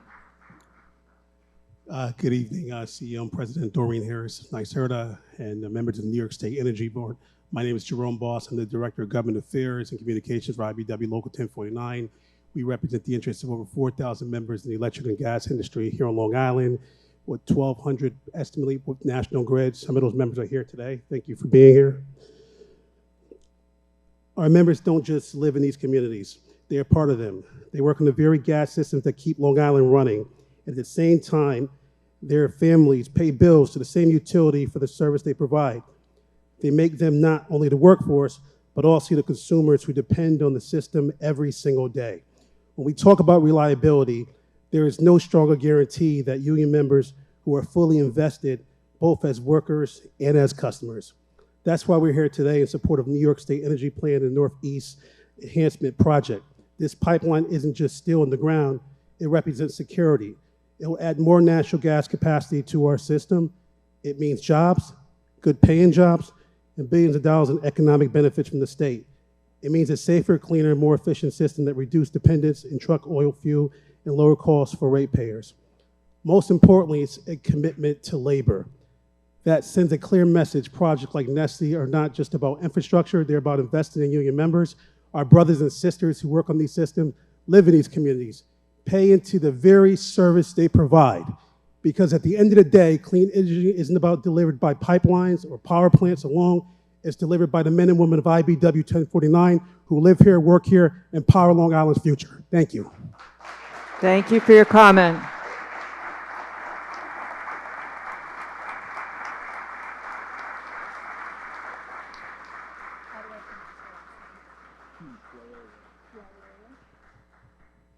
Nick Guarilia. Hi, my name is Nick Guarilia. I'm the Advocacy Manager for the New York Offshore Wind Alliance. The State Energy Plan rightly recognizes offshore wind as a critical to New York's long-term planning energy future, even as federal permitting uncertainty creates headwinds. We urge the state to stay the course on the 9-gigawatt offshore wind mandate under the Climate Act, and use this period to strengthen procurement reform and planned coordinated transmission upgrades that will ultimately save ratepayers money. Procurement reform is essential. Future solicitations must reduce risk for developers through flexible contracts and thoughtful planning that adapts to changing conditions. Offshore wind is the most feasible, large-scale clean energy option for the downstate region, where land is limited and demand is growing. It also provides price stability and reliability. South Fork Wind has already been producing reliable energy for 92% of the time, with a 53% capacity factor comparable to baseload generators. A recent report found that South Fork Wind, Sunrise Wind, and Empire, if they were all operating this winter, it would have saved ratepayers $77 million in just one winter month. Equally important is transmission. Years of underinvestment has left New York with enormous needs. Building out transmission now will support offshore wind projects regardless of federal permitting delays, stabilize the industry, and give developers confidence for investing here. Finally, strong public outreach and coordination among state agencies, NYSO, utilities, and local governments is critical to building support and addressing misinformation. Thank you very much, President Harris, and for everybody on the Energy Commission. Thank you for your comment. Could I ask Group H to come up, please? Group H.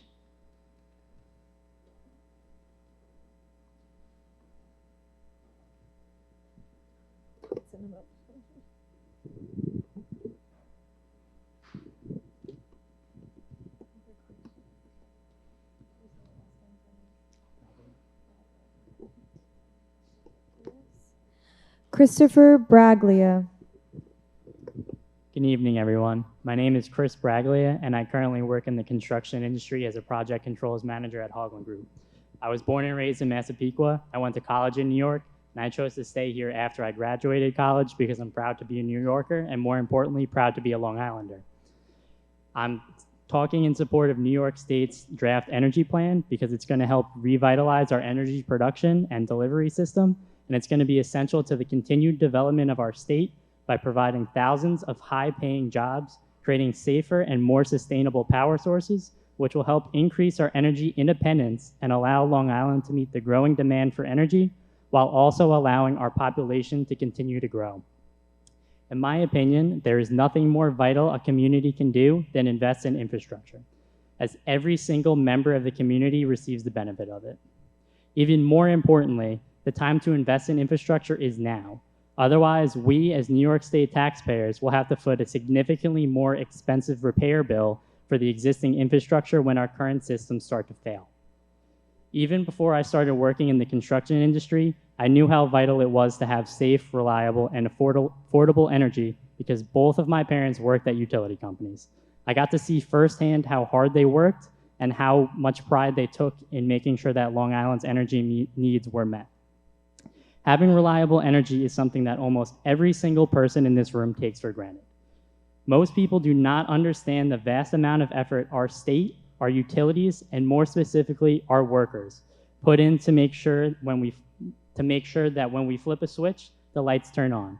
It's time for us to do our part and invest in them as much as they have invested in us.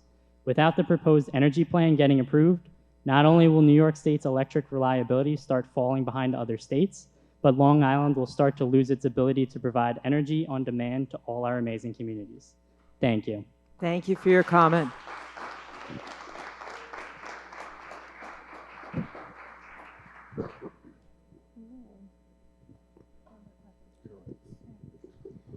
Robert Carpenter. I'm sure the folks in the back would love to hear all of the speakers.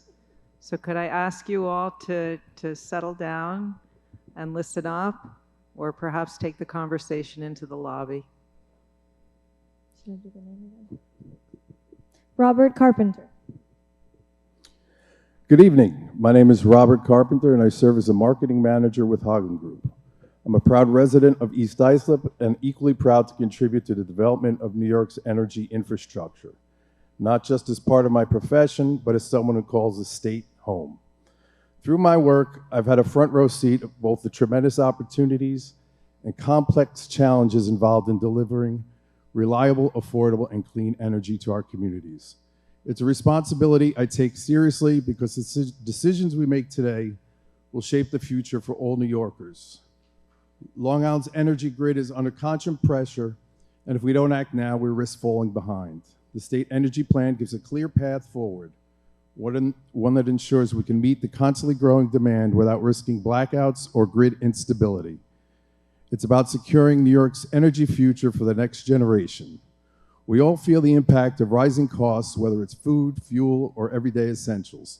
This plan gives us a chance to save Long Island's money by investing wisely rather than paying more for emergency fixes tomorrow. As both a worker and a resident, I care deeply about the energy policy affects my family, my neighbors.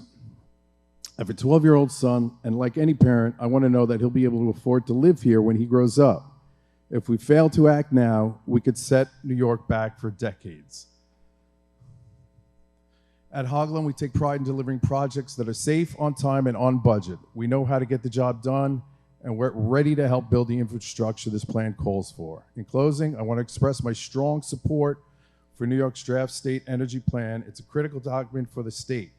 Without it, we risk energy crisis that could hurt families, businesses, and communities we all call home.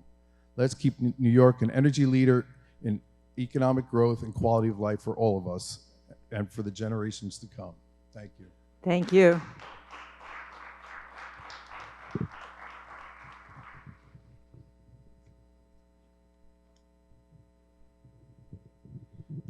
Latashka Hamadi.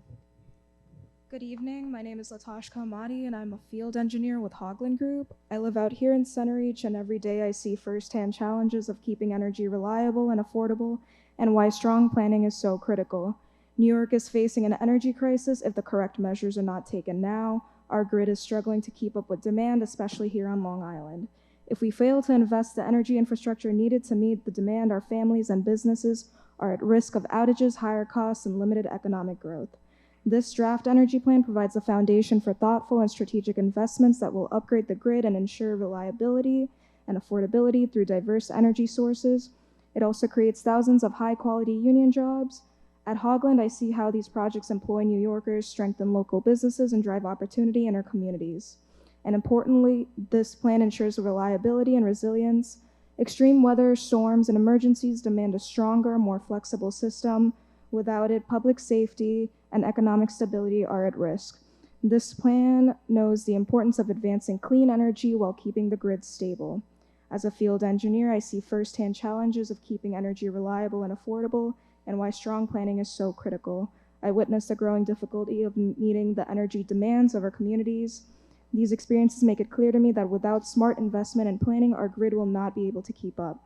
Reliable energy is critical as New York faces increasing demands and much of the grid approaches retirement. For this reason, I support the draft energy plan so that New York can secure a future of adequate power for our communities and businesses. Thank you. Thank you for your comment.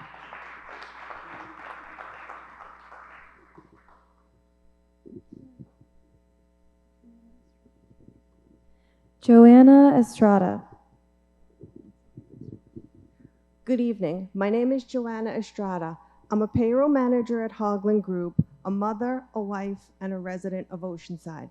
I've been proud to work in the electrical industry for over 25 years as a member of IBEW Local 3.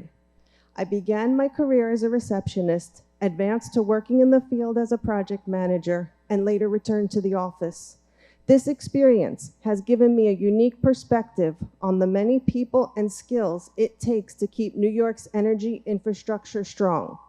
From my point of view, every paycheck we process represents more than just hours worked. It represents a family supported, local businesses strengthened, and a community that depends on affordable, reliable energy. I've seen firsthand how energy projects create good jobs and stability for working families while also improving the places where we live and work. The state energy plan is critical. Without it, New York risks higher costs, energy shortages, and stalled progress. On Long Island especially, our grid is already under stress and the demand is only growing.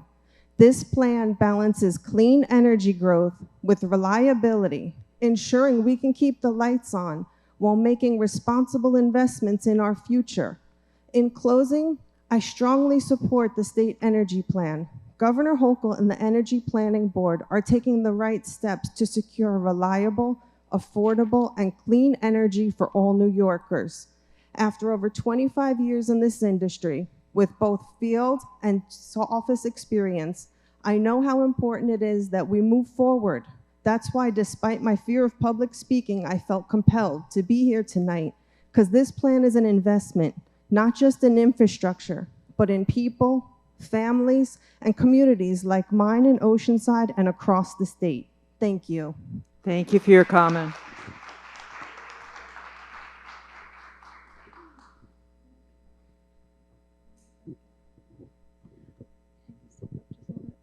Elizabeth Gallo. Thank you so much for your time tonight. I am Liz Gallo, the CEO of Ymaker, a K-12 education company. I support the state energy plan and appreciate the effort to include workforce development in the plan's efforts.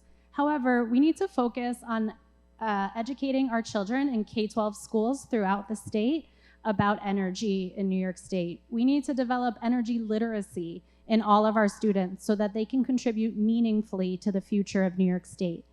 The state education department is aware of efforts to develop climate and energy literacy in K-12 education, but the state education department is not in a position to support all of the efforts needed to increase the learning. It would be beneficial if the plan included funding and intentionality about energy literacy for K-12 education, learning standards, curriculum, teacher professional development, and internship programs. Having a population that is educated about energy literacy and climate is an asset to the future instead of a barrier. Thank you. Thank you for your comment. Could I invite Group I, please, to join us?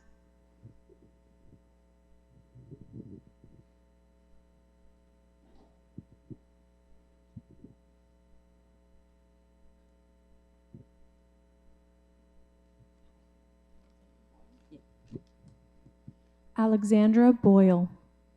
Hi, my name's Alexandra Boyle. I work for the Hoagland Group in the Shared Service Department. I'm here today to express my strong support for the New York State Clean Energy Project. This initiative isn't just about building wind turbines or solar farms. It's about building a future where our children breathe clean air, our communities are healthier, and where our economy is powered by innovation instead of pollution. Right now, New York spends billions of dollars each year on fossil fuels that damage our environment and contribute to climate change. By investing in clean energy, we keep those dollars here at home, creating thousands of jobs, strengthening our power grid, and lowering costs for families in the long run. This project is about more than economics. For too long, vulnerable communities have carried the burden of toxic emissions. Transitioning to clean energy means giving everyone a fair shot at a healthier, more sustainable future. The New York State Energy Project is a bold step forward. It shows we're serious about meeting our climate goals, protecting our environment, and leading the nation in renewable energy. Thank you for your comment.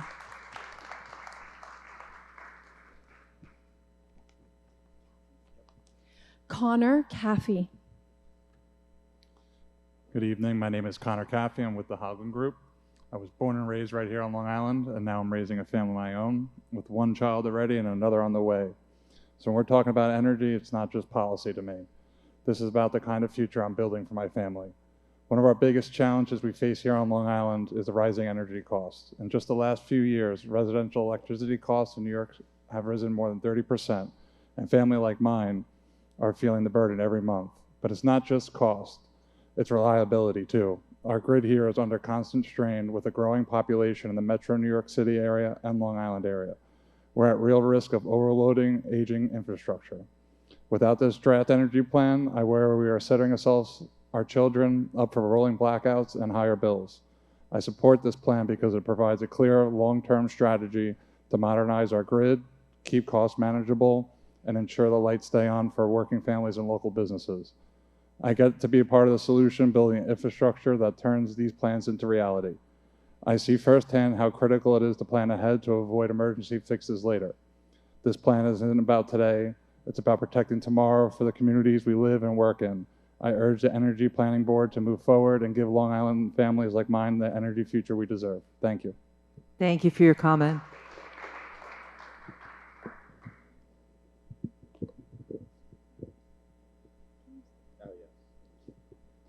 Preston Owens.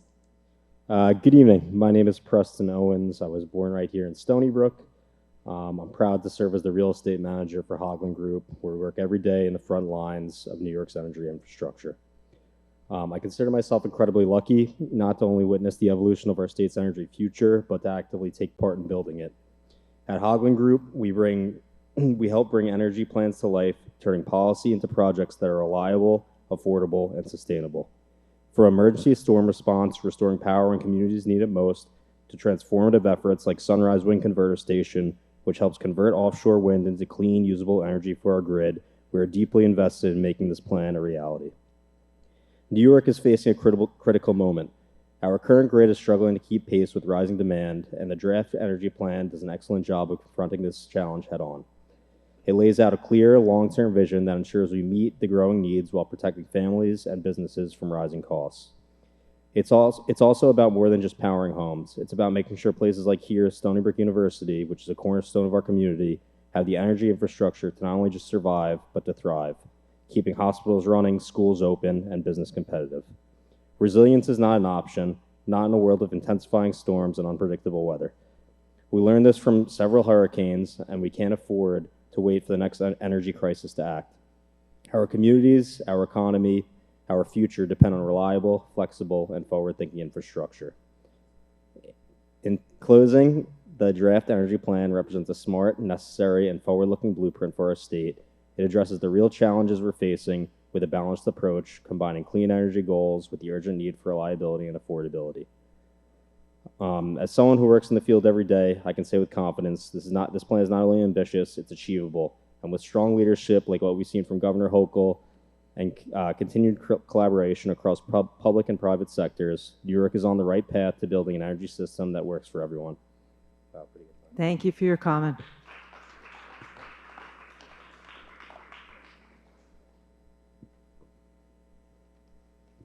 Jesse Ortiz. Good evening. My name is Jesse Ortiz, and I work in the real estate department for Haugland Group. I live in Wantagh, New York, and I'm proud to not only contribute to building our state's energy infrastructure, but also to raise my family here on Long Island. I support New York's clean energy plan because it addresses one of the most pressing challenges we face, our grid, ensuring our grid can keep up with the growing demand. Without a strong plan, we risk energy shortages, higher costs, and stalled economic growth. With this plan, there is a roadmap that sets New York on a path to a secure energy future.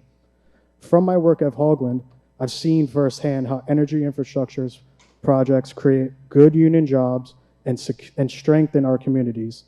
These projects don't just power homes and businesses. They put New Yorkers to work, support local businesses, and keeps our economy moving.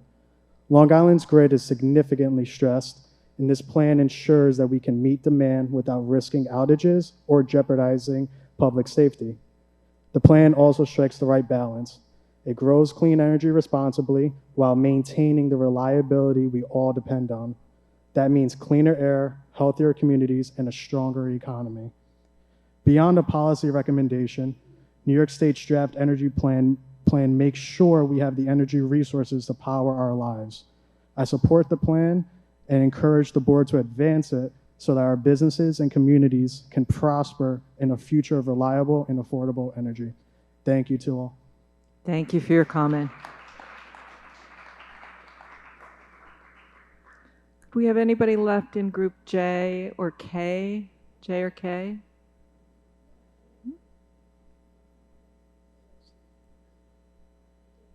You can get started.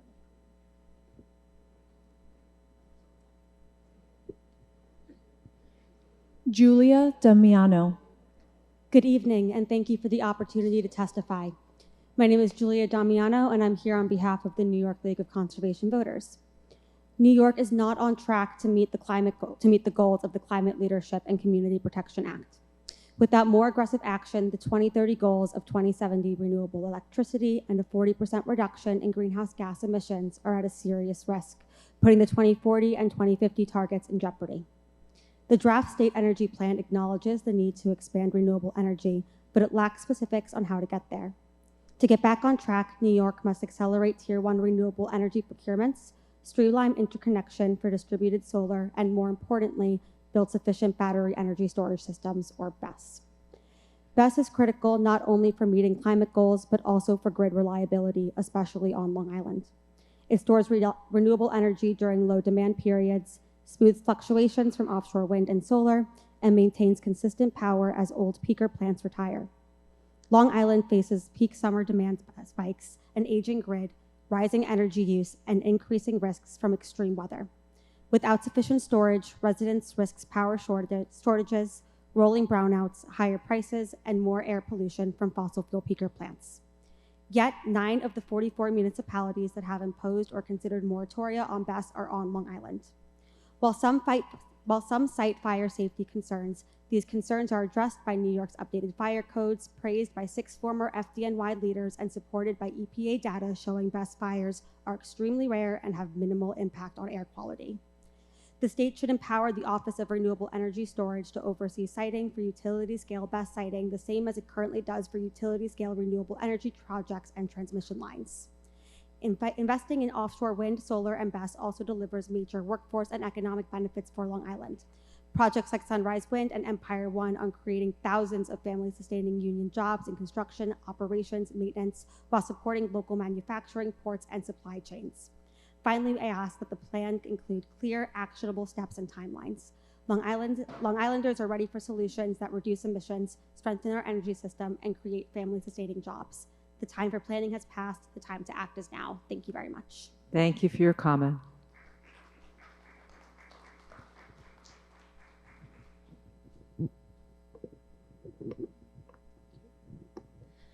Janet Powers. Good evening, everyone. Thank you for this opportunity to speak tonight. My name is Janet Powers, and I'm the Suffolk County Business Agent with Steamfitters Local 638. We represent nearly 9,000 highly skilled and trained women and men in New York City and Long Island since 1884. The members of this union have provided power, heating, and cooling to New Yorkers. We have built and maintained the energy infrastructure of this region for over a century. As a union, we support an all and of the above energy strategy that prioritizes reliability, affordability, and the creation of good union jobs. We are encouraged to see that reflected in the draft of State Energy Plan.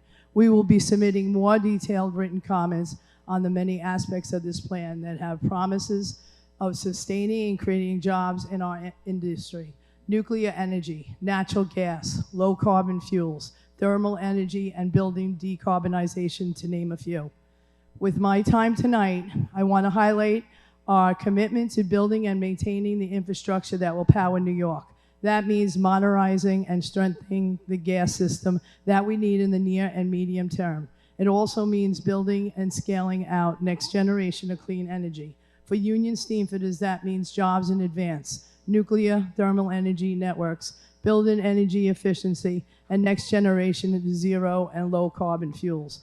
All of these technologies will deliver a pipe-to-pipe transition to a 21st century energy system that will utilize the skill, education, and expertise of our 9,000 members. To achieve through true leadership in the energy sector, New York cannot rely on bans and mandates alone. It needs a true plan, one that prioritizes the needs of working families and the communities where they live.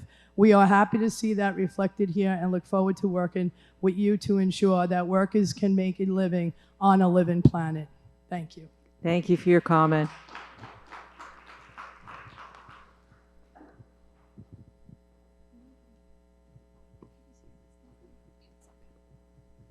Chris Panzecca.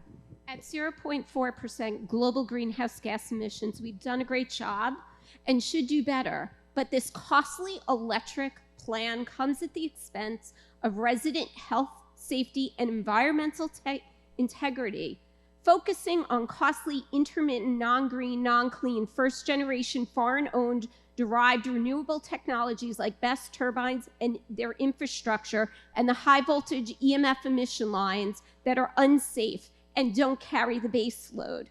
The electric-only solutions are misguided, creating artificial demand while taking away reliable, deployable generation. Energy-intensive industries should be welcomed, but they should have to supply their own energy sources. Distribution to homes is the problem here on Long Island, and your plans will do nothing to solve that, and we will still lose power during storms. We have excess capacity on Long Island, but what you're planning just trades off one environmental disaster for another with its hazardous waste and all the landfills that will be created, and we will be like the residents of Moss Landing. The governor supports home rule, but laws like the Rapid Act and bureaucratic agencies are stripping away local control and our community say. Residents of my community have spoken clearly. They're saying no to being the subjects of BESS and Propel project experiments, disproportionately impacting our community. 3 constant high-emitting EMF emitting voltage cables feed from our schools surrounding our homes and businesses, exposing us to cell disruption, cancer, and leukemia. You canceled the Long Island PPTN for wind transmission, now cancel the Long Island PPTN to export wind for the same reasons. $36 per megawatt hour now, and you signed contracts at 4x for $155 for wind. Add the cables, Add the batteries, and the PSC quotes us paying 6% of household income for utilities in the future. Please pause for a good cause, our health and safety. Thank you for your comment.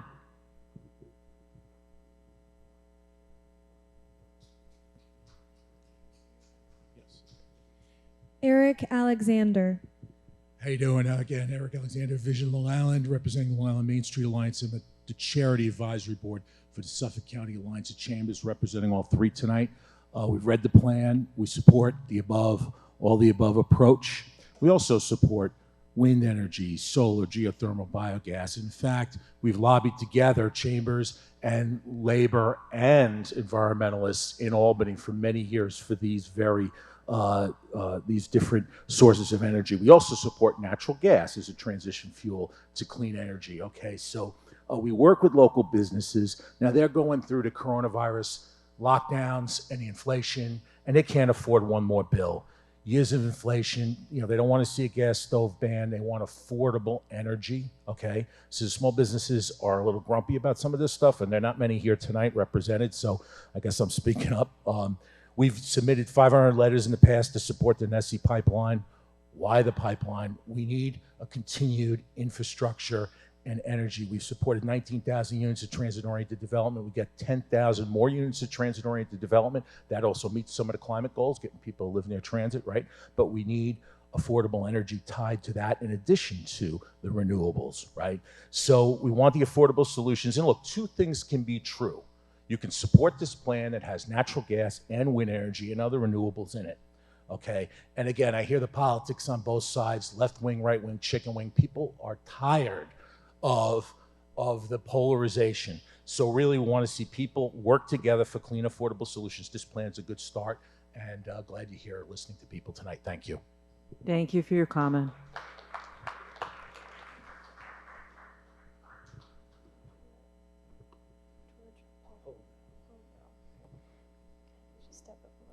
George Povell. Hi, my name is George Povell, and I'm Executive Director of All Our Energy, a Long Island-based nonprofit focused on the environment. And I appreciate the opportunity to speak tonight on the draft state energy plan. And I have a few comments that are just general about it, because our filed comments will be quite more involved. But I want to say, for Governor Hochul, just because you're pedaling a bicycle backwards doesn't mean that you're stopping it. And a real leader must continue forward and address the issues affecting those that they serve. The future is coming. It does not care if you shy away. Failure to address it just increases damage and costs. So when it comes to climate justice, this energy plan is very weak.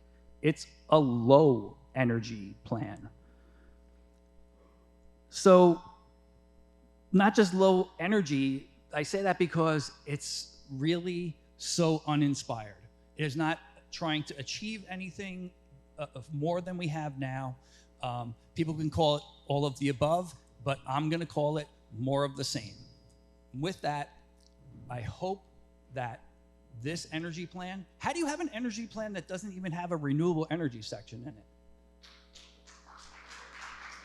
So please go back to the original scoping comments and look at all of the stuff that you seem to have forgotten must be in there, because I know we've filed it and so did many other people. Thank you.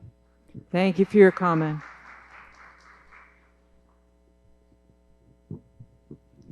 The chair has told me that she's extending the hearing. We have a number of people who want to speak, and so we'll continue until we hear everyone. Maheen Saeed. Oh, thanks. Hi, my name is Maheen. I'm a communications associate with All Our Energy. To make the best decisions that are the safest, most reliable, and most affordable for New Yorkers, the New York State Energy Plan must focus on renewable energy solutions, especially offshore wind and battery energy storage systems. Gas is expensive. National Grid was approved to increase rates by $1,600 for Long Islanders over the next 3 years just to maintain leaky, dirty gas pipelines. And in the past year, 42% of New Yorkers have already fallen behind on their local utility bills, which also coincides with their increased rates. Those rate increases also reflect nearly zero investment in renewable energy. But we can have clean, cheap, renewable energy right now. 2 offshore wind projects are in development, Empire Wind 1 and Sunrise Wind. South Fork Wind costs ratepayers just $1.58 a month to power 70,000 homes. The fixed price advantage of renewables are a boon for ratepayers, continually saddled with the ever-increasing cost of fossil gas, the cost of which is also volatile, unlike offshore wind. Coupled with battery storage, which charges up when electricity is cheap and uses that energy during peak hours, it's clear that offshore wind is one of our most affordable options. But it's not just cheap. Thanks to our strong, consistent ocean winds, offshore wind provides power 92% of the time from a local, reliable source, especially in the winter when wind is the strongest. Energy demand is expected to rise by 50% by 2030, but gas turbines are backordered for at least several years. Wind and battery storage also take much less time to build and much less money from New Yorkers' wallets than leaky gas pipelines that we don't need. The New York State Draft Energy Plan must include wind and battery storage as unequivocally our best options for our safety, our health, and our bills. Thanks. Thank you for your comment.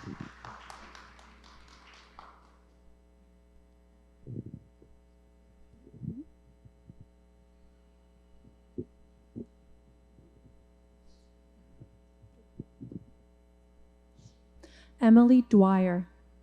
Good evening, and thank you for the opportunity to comment. My name is Emily Dwyer. I'm with Edgewise Energy, a clean energy developer based on Long Island. Edgewise developed and manages one of the largest community distributed generation portfolios in the state, saving ratepayers over $100,000 per month on their electric bills. Our projects are fueled by fuel cell technology, which has provided significant carbon emissions reductions while almost entirely eliminating particulate pollutants. The Draft Energy Plan is an important step forward to ensure that we continue to provide reliable and affordable energy to all New Yorkers. While it is important to recognize the reality that natural gas will continue to be an important part of our energy supply, we must not lose sight of our long-term goal to move New York to a fossil-free future. Until we reach that goal, natural gas should be used judiciously for only the most critical and efficient applications, such as reliable baseload electricity supply generated as environmentally friendly as possible. Furthermore, the plan should go further in supporting the encouragement of renewable natural gas and biogas as a part of New York's energy future. We applaud the increased storage target of 6 gigawatts by 2030 and the PSC's approval of $675 million for retail storage. These are important steps that can expand community-scale projects, reduce resilience on expensive peaker plants, and strengthen resilience for New Yorkers. Battery storage is a proven tool that can lower bills, cut emissions, and keep the lights on when extreme weather strikes. Retail and community-scale storage should stand on equal footing with bulk procurement, not as an afterthought. These projects deliver unique equity and resilience benefits, especially in disadvantaged communities. The commitment to direct 35% of benefits to these communities is laudable, but without clear mechanisms such as citing peaker plant displacement or bill credits, developers face uncertainty in how to comply. I also want to note the importance of fuel cells. Edgewise developed one of the largest fuel cell portfolios in New York State, and these systems have already saved Long Islanders over $1 million in electricity costs while providing reliable, clean power. The Draft Energy Plan is unclear on how renewable and hydrogen-fueled fuel cells will fit into the state's zero emissions framework. As a homegrown New York developer, Edgewise is ready to work with the state, local municipalities, utilities, union labor, and communities to ensure we reduce carbon emissions while providing reliable and affordable energy. Thank you. Thank you for your comment.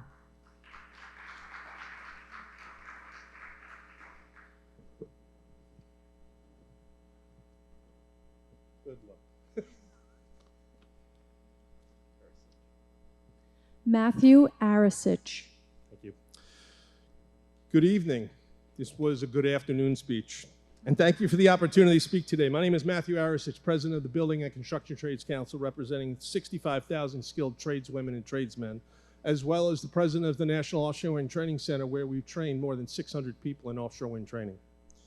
I'm here to urge support for an energy plan that embraces a practical, forward-looking path, one that leverages natural gas, accelerates hydrogen technologies, and prepares our infrastructure for the demands of AI-driven innovation. Let's be honest, New York State's generation fleet is aging fast. In New York City, the average steam turbine is over 65 years old. On Long Island, some units are nearly 60. These aging plants are less efficient, less reliable, and increasingly unable to meet the needs of decarbonizing a digital economy. We could do better, and we must. Natural gas is already helping us reduce emissions and replace dirtier fuels. With a modern, flexible gas infrastructure, we can stabilize the grid, create family-sustaining union jobs, and lay the foundation for a hydrogen integration, not decades from now, but starting today. Hydrogen, especially clean hydrogen, has immense potential. New York has already taken bold steps with NYSERDA, investing in production, storage, and demonstration projects. It's time to double down to use hydrogen not as just a buzzword, but as a real solution for that hard-to-electrify sectors, zero-emission transport, and grid resiliency. At the same time, AI technology is knocking on a door. Data centers, advanced manufacturing, and innovation hubs all require resilient and scalable energy. And that means we need infrastructure that can deliver 24/7 without compromise. The path forward is clear. Embrace natural gas as a bridge, invest in clean hydrogen for the future, and ensure our grid can power the next wave of AI innovation. This strategy means more than energy. It means jobs, jobs, jobs. But it's really careers, careers, careers. It means transitioning away from heavy fuels, empowering local workers, and positioning New York as a clean energy leader with the muscle to compete nationally and globally. Once again, battery storage, offshore wind, hydrogen, and the like is a necessary need for us today. If we go back even just a few months, you watch that we hit 100 degrees for 3 days in a row. With that, there are also days that are in the upper 90s, and New York's energy grid was within 2 gigawatts of failure. What do we do if we want to encourage business to come this way? Thank you. Thank you for your comment.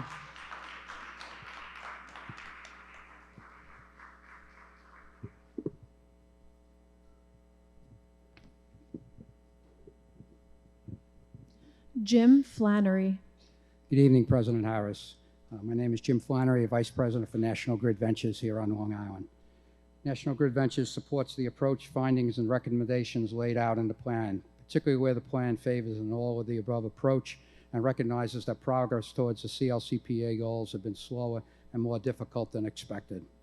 The state should not abandon these goals, but must ensure that its resource plan aligns to the needs of the system, focusing on maintaining a diverse set of resources and pacing the build-out and retirement of resources to avoid unnecessary resource adequacy and issues that result in large impacts to New Yorkers.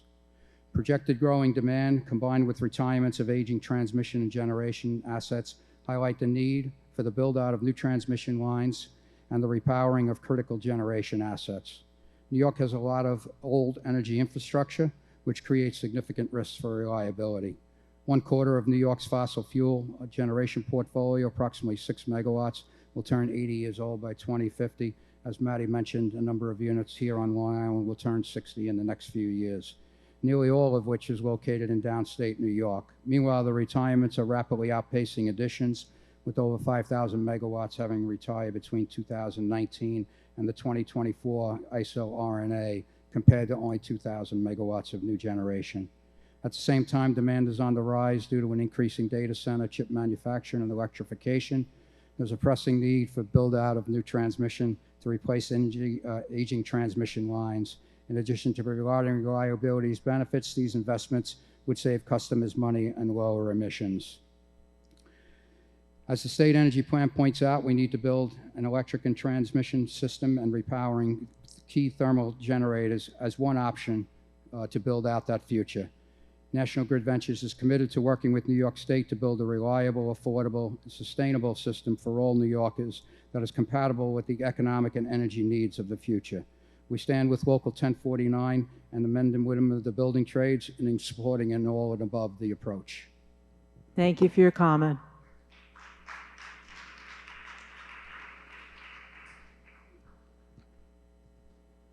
Tara McDermott. Good evening. Thank you so much for extending and giving a few of us some more time to give comments today. I appreciate it. So my name is Tara McDermott. I am with Empower Solar as well as the Long Island Solar and Storage Alliance and NYSEA. I have had the privilege of witnessing over the last decade of my career the growth of solar deployment and distributed energy here in Long Island. Right now, about 10% of our fellow Long Island neighbors have made the switch to clean energy at their own homes. We're happy that with the CLCPA 6 gigawatt goal by 25, we've actually been ahead of schedule, which is something to be proud of. However, our next goal of 10 gigawatts by 2040 is at risk due to the loss of federal funding that happened this summer overnight. This plan specifically cites federal funding is essential to this objective. So without that, we, along with New York State, need to get focused, creative, and more ambitious to meet our mandates. We absolutely agree that energy needs to be both affordable and clean. Distributed solar is both of those things. 90,000 of our neighbors here in Long Island have made the switch to solar. The number one reason why is to save on their electric bills. Many of us know the cost per kilowatt hour is somewhere about 27 right now. Me as a homeowner, I've locked in my cost per kilowatt hour is 13 cents per kilowatt hour, much more pocket friendly for us taxpayers here on Long Island. So distributed energy has been a tremendous way to distribute clean energy affordably and quickly here on Long Island. It saves on utility bills. 15,000 good local jobs, pairs well with storage to reduce grid stress, and it's been the most successful sector. So we're just asking the state to partner with us for a more ambitious goal to deploy the most successful energy resource that we do have available to us, and a sustainable and long-term plan. Thank you so much. Thank you for your comment.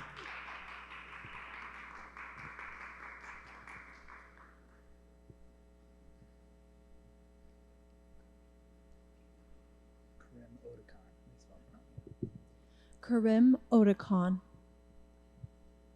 Hi, my name is Karim Otakon. I'm a primary care physician. I have a frontline seat to the climate crisis. It feels like it was only yesterday our skies were orange with smoke and my patients coughing in our clinic. Every day I see the distribution of asthma and respiratory disease that does not impact all our communities equally. Lower income and minority communities pay an unequal cost for New York State's refusal to plan for our future. The draft plan as proposed is a complete retraction of CLCPA without an accounting for the human cost of this retraction while giving lip service to disadvantaged communities and renewable energy. I like the example of Caithness Power Plant, which is in my local school district. This is a majority-minority, majority economically disadvantaged school district, and known to be among Caithness is known to be among the largest sources of air pollution emissions in the state of New York. It's one of the largest fossil fuel power plants in Long Island.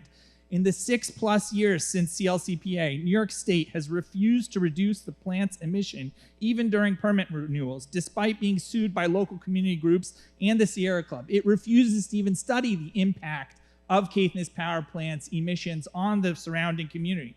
Not only does New York State not require any progressive controls in emission, not only does New York State not require Caithness to make up for its climate impacts, New York State allows our municipalities to give tax breaks to these mega fossil fuel plants. The all of the above approach of this draft plan is proposing to poison our communities. New York State is not making up for the health consequences. Instead, as Governor Hochul just announced, it is cutting 450,000 New Yorkers off our Medicaid health rolls. Instead of stepping up to the plate, New York State is rolling over and giving up a clean and equitable future to the glee of the fossil fuel lobbyists who are here today. Thank you. Thank you for your comment.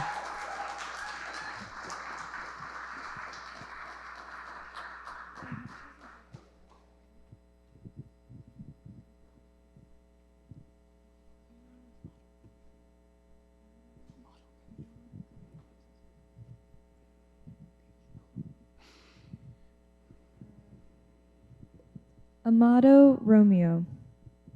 Good evening, everyone. My name is Amato Romeo. I'm a local 638 steamfitter with 23 years in the union, which represents nearly 9,000 men and women in the New York City and Long Island region. Since 1884, members of our union have built and maintained the energy system that powers New York State. I'm here today to support the state's plan to expand nuclear energy. Since the closure of Indian Point, New York's grid has been on life support. In fact, reliability has decreased to a level so low that our grid operator has warned the situation is dangerous to the health and safety of all New Yorkers. We can make the grid cleaner and reliable again with nuclear energy. Repairing Indian Point with advanced reactor designs would help create thousands of skilled trade labor jobs, reduce energy costs, and deliver much needed reliability to meet the growing demand from housing, data centers, and transportation.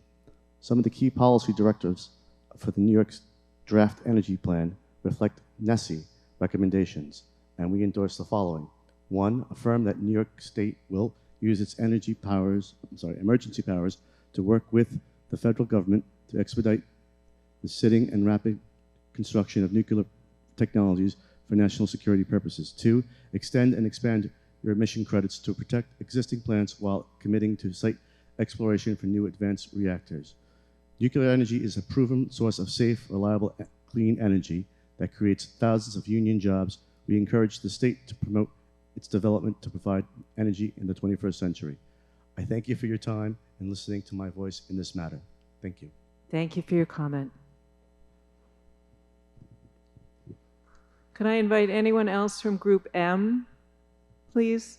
And I understand someone from Group D was able to join us. If you could line up too. Andrew Greco. Hello. As a union member, United Steelworkers Local 9275, I recognize the complexity of this issue facing the Energy Planning Board. Everyone deserves good union jobs with fair pay and a stable future for their families. I brought my kids here today, much to their chagrin. They deserve to enjoy their downtime after school relaxing or doing homework. But here we are, since by the time they are adults, they could be living in a climate-ravaged world if we don't act. Children don't have a vote, therefore they don't have a voice. I voted for elected officials who passed the Climate Leadership Community Protection Act. I canvassed for them. I phone banked for them. I counted on that bill to secure my future and the future of my children.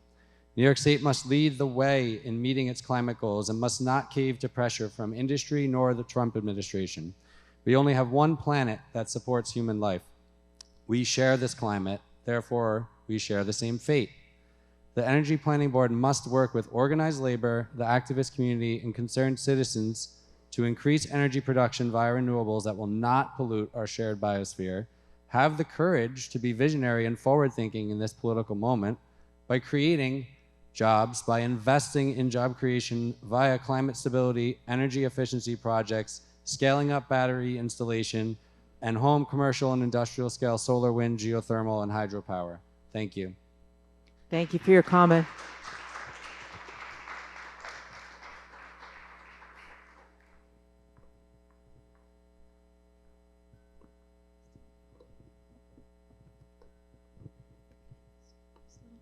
Christine Pash.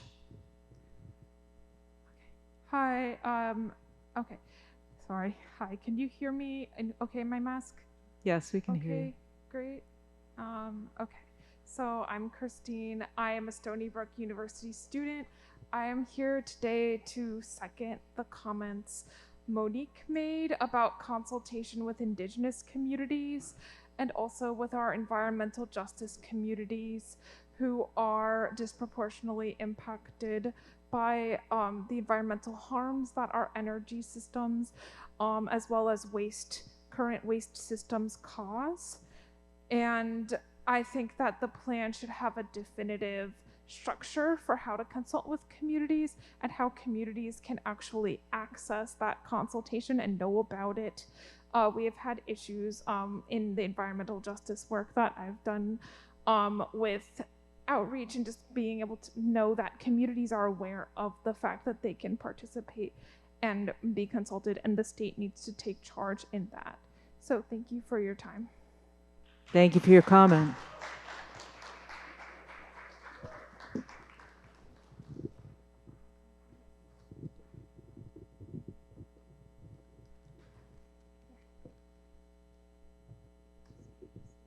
Neha Youssef. Good evening. I am here today as an organizer with Brookhaven Landfill Action and Remediation Group, otherwise known as BLARG, and as a Stony Brook community member. I want to start my comment off by saying that my eyes opened to the truth about the Democratic Party, your party, when Hochul and every other Democrat refused to act against the ecocide and genocide happening in occupied Palestine.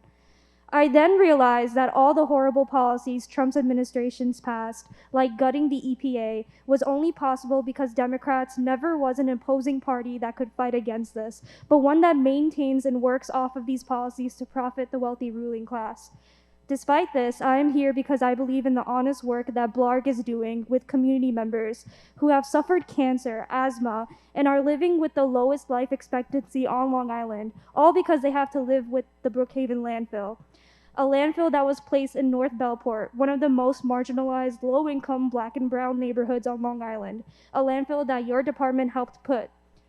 This statewide biogas energy plan that you're considering will use natural gas from this landfill.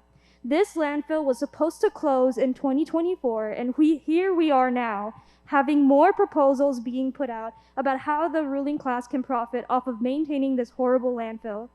I'm here to demand that your office drop this energy plan, push SUNY-wide universities to go waste-free, and that you drop this shameful deal with Trump to build fracked gas pipelines in New York. Thank you.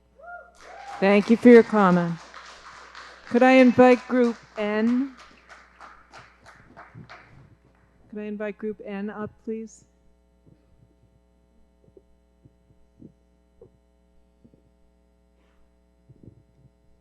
And if there's anyone left from A, B, C, D, E, F, G, H, I, J, K, L, M, please join us as well. Cyrus Clabeau. Hi, everyone. Thank you for the opportunity to speak. We are at Stony Brook University, right? So what do Stony Brook students think? Well, my name is Cyrus, and I'm a sophomore student studying physics and math here. Here's what I think. A Harvard study showed that 1 in 10 deaths in the US can be attributed to fossil fuel pollution, and 1 in 5 deaths in the world.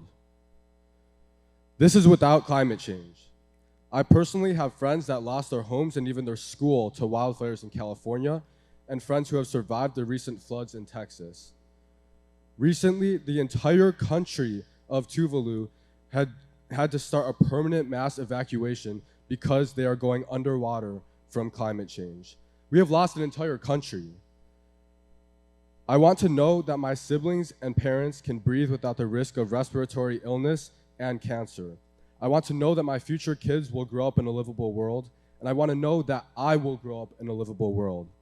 I'd like to ask everyone, are fossil fuels worth the cost? New York must be the leader and switch to renewable energy now. Thank you. Thank you for your comment.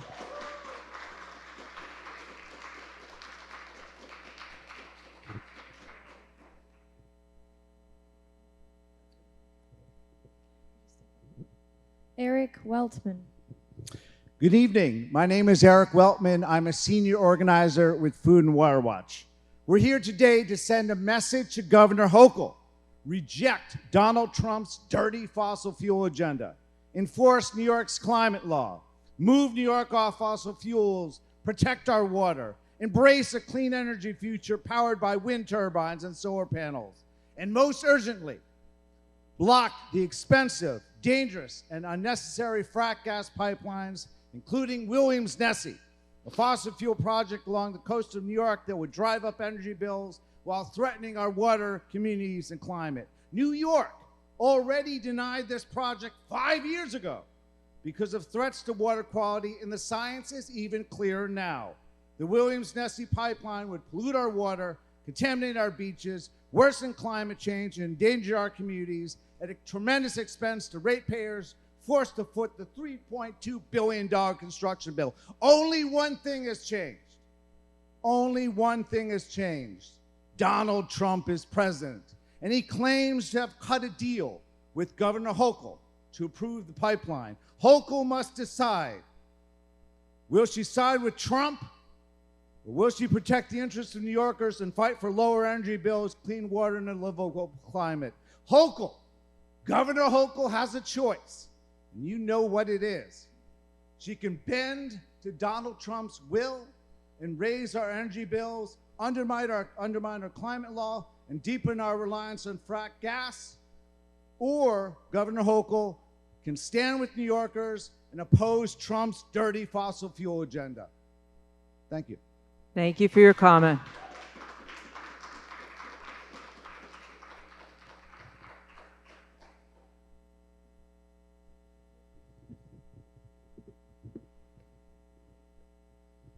Edward Carr. Hi, my name is Ed Carr. I'm Director of Advocacy and External Affairs for Discover Long Island, which is the tourism bureau for Long Island. We market and promote the Long Island brand. Our hotel partners, our cultural attractions, our museums, our restaurants, bars, etc., that are helping to drive Long Island's $8 billion economy, which is now, it's the fourth largest sector in Long Island. We're very concerned about reliability. We do like this plan as a middle-of-the-road approach. We recognize that fossil fuels are not great, but at the same time, you've had a long history going back to colonial times, as many of our museums will tell you, where you had a colonial era where people were burning wood, and then after that, they started using coal because it was less ash and you had to feed the fires less. And then after that, you had fuel oil. You've had manufactured gas. It was actually called coal gas. You had a nuclear era. You now have methane, which is CH4, which is natural gas coming from the ground. Someday that'll be gone, and then we'll have renewables. But at no point did anybody just flip off the switch. Even whale oil was used up to 1921, that many of you will see if you go up to Mystic Seaport. And yet that kind of sort of was no longer used as a mainstay after 1880, but it did last another 40 years. In order to have reliability, we like the fact that you're allowing for natural gas pipelines. We believe this could be a transitionary fuel. We're very concerned about what almost happened during the winter of 2022, where the city almost suffered a loss of pressure in the natural gas system. So we like the draft plan, and we'd like to thank the state for putting this together, and we're very supportive of this smorgasbord of energy sources. Thank you. Thank you for your comment. Is there anyone else who is registered to speak who has yet to speak? I'm going to turn things back to the chair. Well, thank you, Nora. We will now close today's hearing as we are not only at the end of our scheduled time, but all the scheduled speakers. As we end our final in-person state energy plan hearing, I specifically want to thank the NYSERDA team, the Arch Street Communications team and their subcontractors, and for this evening, the university and state police for so capably executing on these hearings. I also want to thank our attendees and commenters. We have not only transcribed all of your comments, but I want you to know how seriously we take the feedback that we've received as we seek to finalize this plan. For additional opportunities to comment, please consider submitting a written comment or attending another public hearing. Written comments are being accepted through next Monday, October 6th through 2025, and can be submitted through our online form, email, or postal mail as shown on the slide. You can also provide comments at our last hearing online tomorrow evening, starting at 5 p.m. through 7 p.m. You can find the meeting link and other details in our State Energy Plan website. Thank you again to Stony Brook University for hosting us. And with that, I will end this public hearing. Thank you.